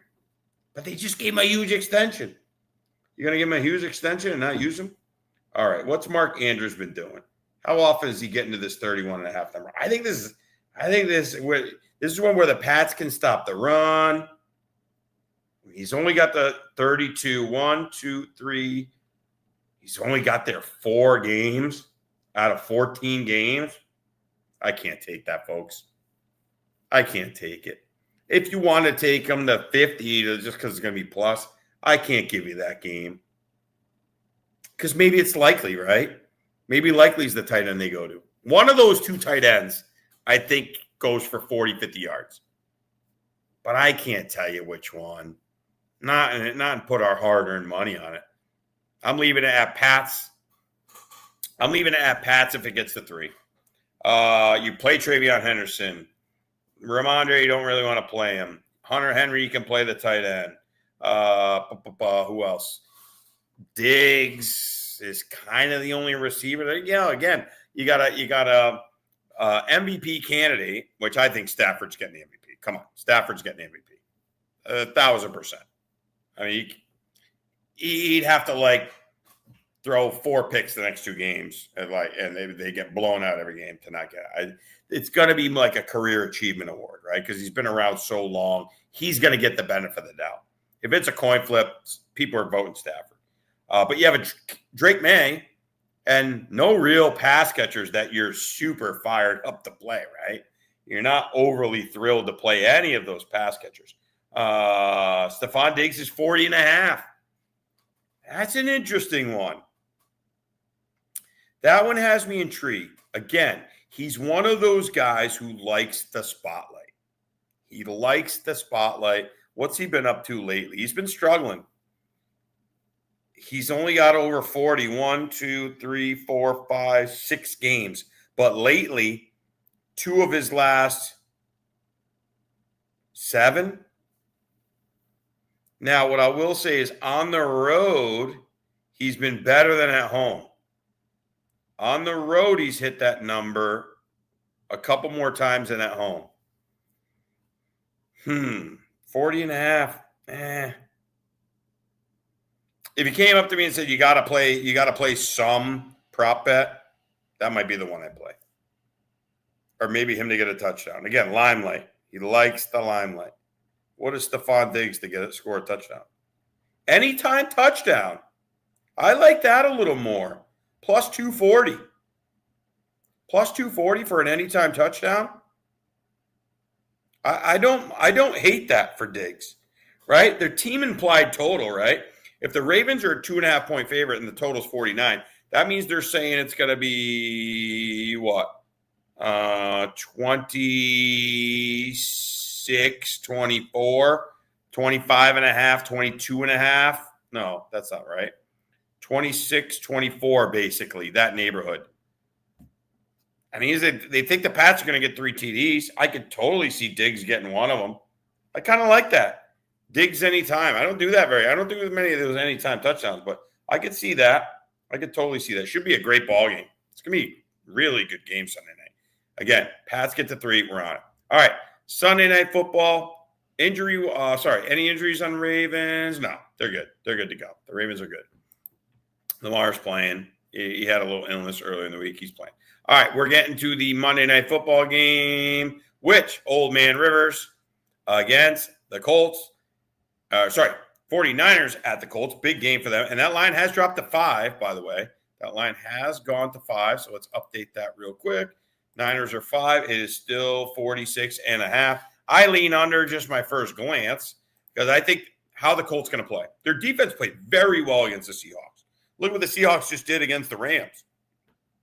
And that was supposed to be a really good D. So the Colts defense definitely stepped up against the Seahawks, and they are going to try to keep it out of Rivers' hands. And this is not your normal 49ers D, so they should be able to run the ball a bunch. Rivers looked awful, let's be honest. I think they're just telling him, don't make any mistakes. He's got no arm. I don't want any part of Pittman, Tyler Warren. I think the one that really gets killed is Alec Pierce because he's the deep play threat. I don't want to play any of those guys. I want no part of those guys, okay? I can't trust it. Now, Jonathan Taylor is going to run some more. And as we alluded to, this is not your normal 49er defense. This is, Salah's kind of piecing it together, but they are very banged up. I mean, what is Jonathan Taylor's number got to be? I bet you he's got to be 22, 23 rush attempts. It's got to be insane. His over-under is 100.5. That's one where you almost just throw an under and maybe tweaks an ankle or something. I shouldn't wish that upon somebody, but that number is so high. That's so high. But I can see it. Christian McCaffrey, always you're playing him. Oh, my God, you're always playing Christian McCaffrey. All right, let's see. I want to see rush attempts. Jonathan Taylor rushing attempts. They have Jonathan Taylor to have 23.5 rush attempts. Or his over-under is 23.5. He's going to get a ton of carries. 1,000% is he going to get a ton of carries. But I don't think you can play any of these guys. They're going to run, dump off. Let's see what the receiving numbers are. So they only think that Rivers is going to throw for 161.5. I think I might take the under. Pittman's 35, Warren's 34, Downs 24, Pierce 19.5. So there you go. And Pierce has been leading the team. But they know that he can't throw down the field. He's the down the field threat, so they lower that number. McCaffrey 36.5 receiving. Jawan Jennings. Oh, interesting one. I think Pearsall might be out. So Kittle and Jawan Jennings. That is good news if you have those guys. Ricky Pearsall. Very disappointing career. Did not practice Friday. Unlikely to play on Sunday. So there you go. Christian McCaffrey, what's his number? I mean, come on. He's got to be right around that Gibbs number, right? Wouldn't you think? 116.5? That'd be my guess. Only 104.5. We got to play. Oh, definitely a play. Pearsall out. Low-scoring game, running the ball game, possible positive game script. Christian McCaffrey, ready for this? Total yards, rushing and receiving. And I know he's had a down year. He's getting tons of volume, but he has had a down year as far as the yardage. 104.5 on a fast track in a dome. 104.5 total yards. Let's freaking go. Obviously, if you're playing Kittle and Jawan Jennings is a sneaky good play. I like under in this game, though. I will tell you, I like under 46.5. I'll let you know if I make it official. Well, this is the end, right? This is the last game, finally. What do we got going on in this college football game real quick? I think we're in some trouble here. Brendan Murphy. debut on the program, giving us a loser. Oh, my Lord. What on earth happened? 17-0 Oklahoma. I think it's bye-bye to that coach. I know Pards was on and said they're committed to him. I think it's bye-bye here. Oklahoma 17-0. Yikes. We got a lot of time left. Whew. Luckily, I took a little on the over 40.5.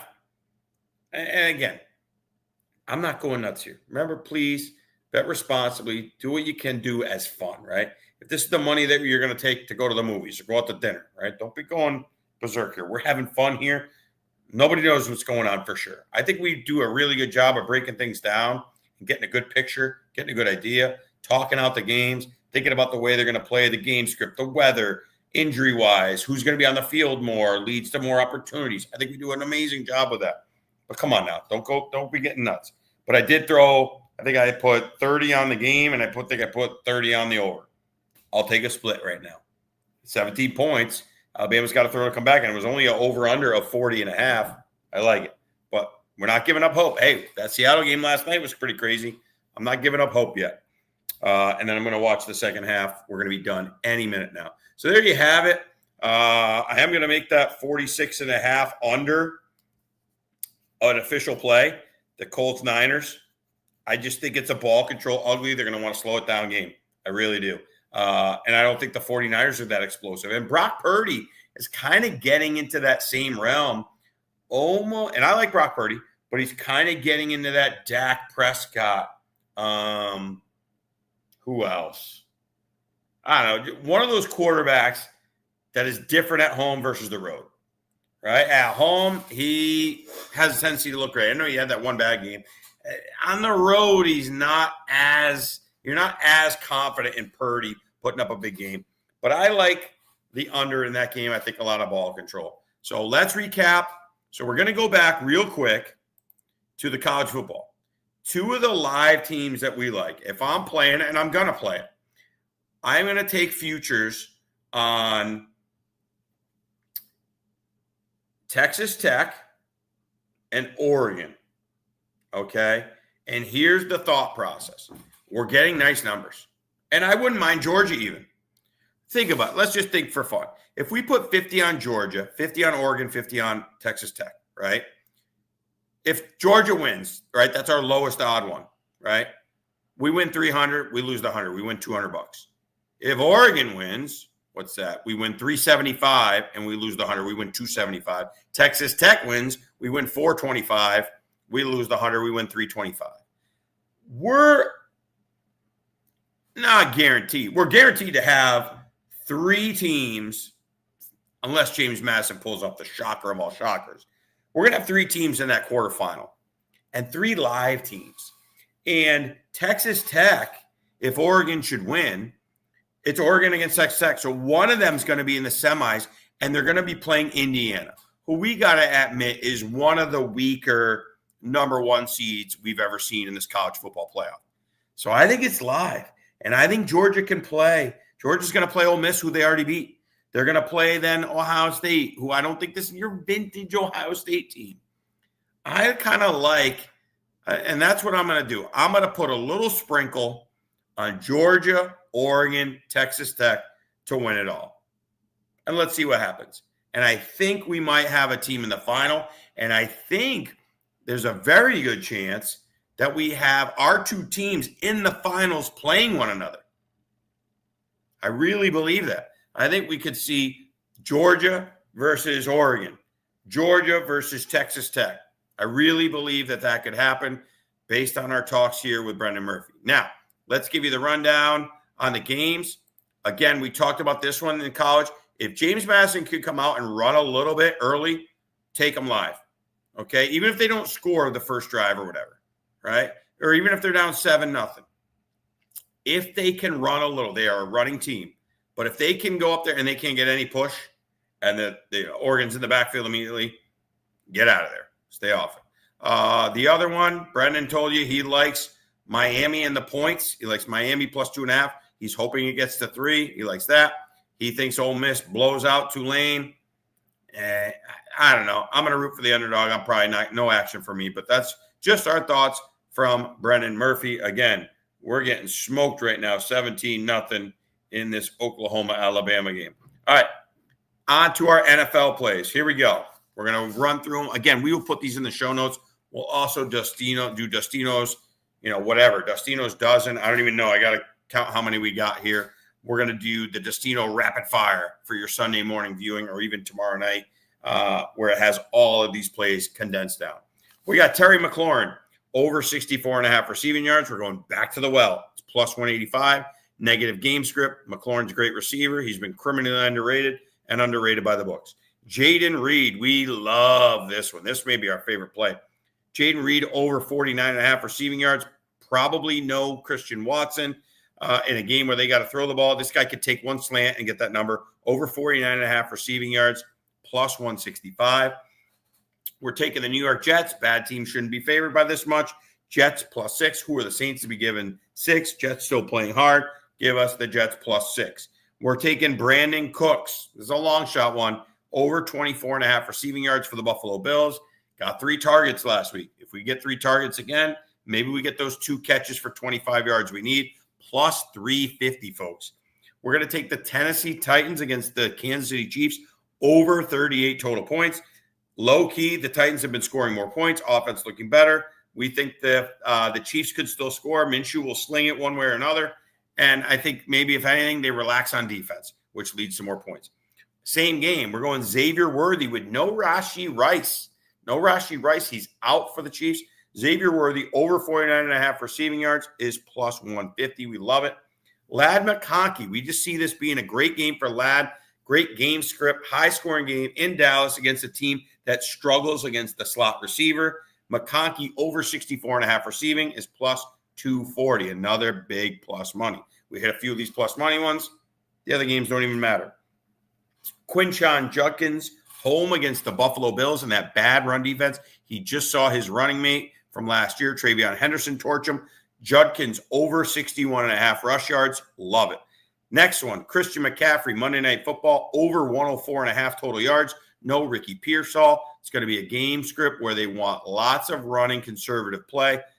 McCaffrey, over 104.5, may just get that rushing, okay, or receiving. We love that total. That's his combo yards. We're taking over 48 in the Falcons and the Cardinals game. 2 teams that are just mailing it in on defense. 2 teams with coaches that are kind of dead man walking. What do we got to play for? They're thinking about their golf clubs. They're thinking about relaxing, enjoying vacation. Also in that game, if we have no Marvin Harrison Jr., we're hammering the McBride and we're hammering the Michael Wilson overs. 77.5 for McBride, 58.5 for Michael Wilson. They're just going to pepper the ball to those 2 guys, right? Absolutely piss. We're absolutely going to we're going to hammer those games if no Marvin Harrison Jr., which we think he's going to be out. Why rush him back? What's the point? He's got a heel issue. It's a foot thing. Why are you going to mess with a foot? Okay. Next one. Las Vegas Raiders, plus 14. We're going back to the well. We just think the back door will be open. Texans are not an explosive offense to be given 14. We know their defense is good. We like 14. Brock Bowers, over 64.5 receiving yards, plus 175. Guy he's almost auto for 7, 8, 9 targets.